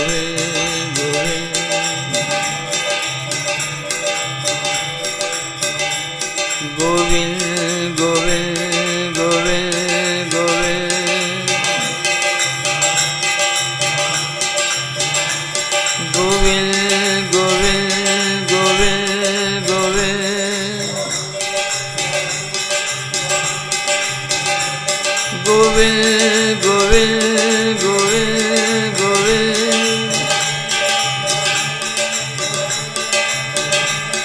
Govind Govind Govind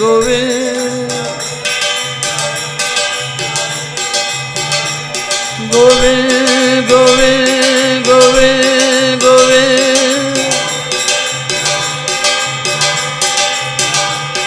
Govind Govind Govind Govind Govind Govind Govind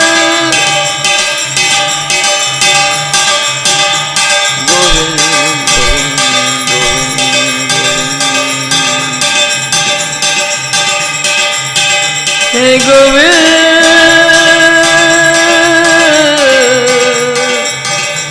Govind, Govind, Govind, Govind, Govind, Govind, Govind, Govind, Govind. Jai Gurudev, Srila Gurudev. Oh, Jai Gurudev, Srila Gurudev. Oh, Jai Prabhupada, Srila Prabhupada. Jai Prabhupada, Srila Prabhupada. Nitya Gaur Hari Bol, Hari Bol, Hari Bol, Hari Bol.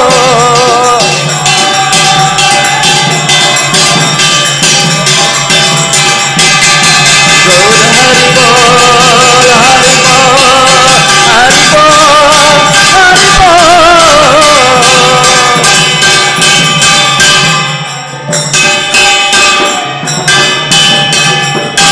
प्रेमानंदे जय श्री श्री गुरु गौरांग गांधी का गिरधरी राधा कुंज berry सरकार की जय हो। राधा माधव राधा मदन मन जीव जी तदे पिता ते संध्या पाठ कीर्तन जी श्रीमद् भागवत महापुराण जी तदे पारण बादन विश्वदेव सिंह परिकित महाराज जी श्री बलदेव विद्याश्री विश्वनाथ पट्टाभ श्रीधर स्वामी की जय। जय विष्णुपाद गुरुदेव पतित पावन परम परिचय श्री भक्ति परिश्रम भक्ति सिद्धांत शक्ति सिंह प्रभुपाद की जय। गीतमाला की जी तदे पारण की जय। श्री जमुनाचार्य महाराज श्री भक्ति ठाकुर महाराज जी संवेद भक्त बंदे हरिनाम संकीर्तन नामाचार्य श्री हरदास ठाकुर जी श्री आधार वर्षन वर्षन राधे।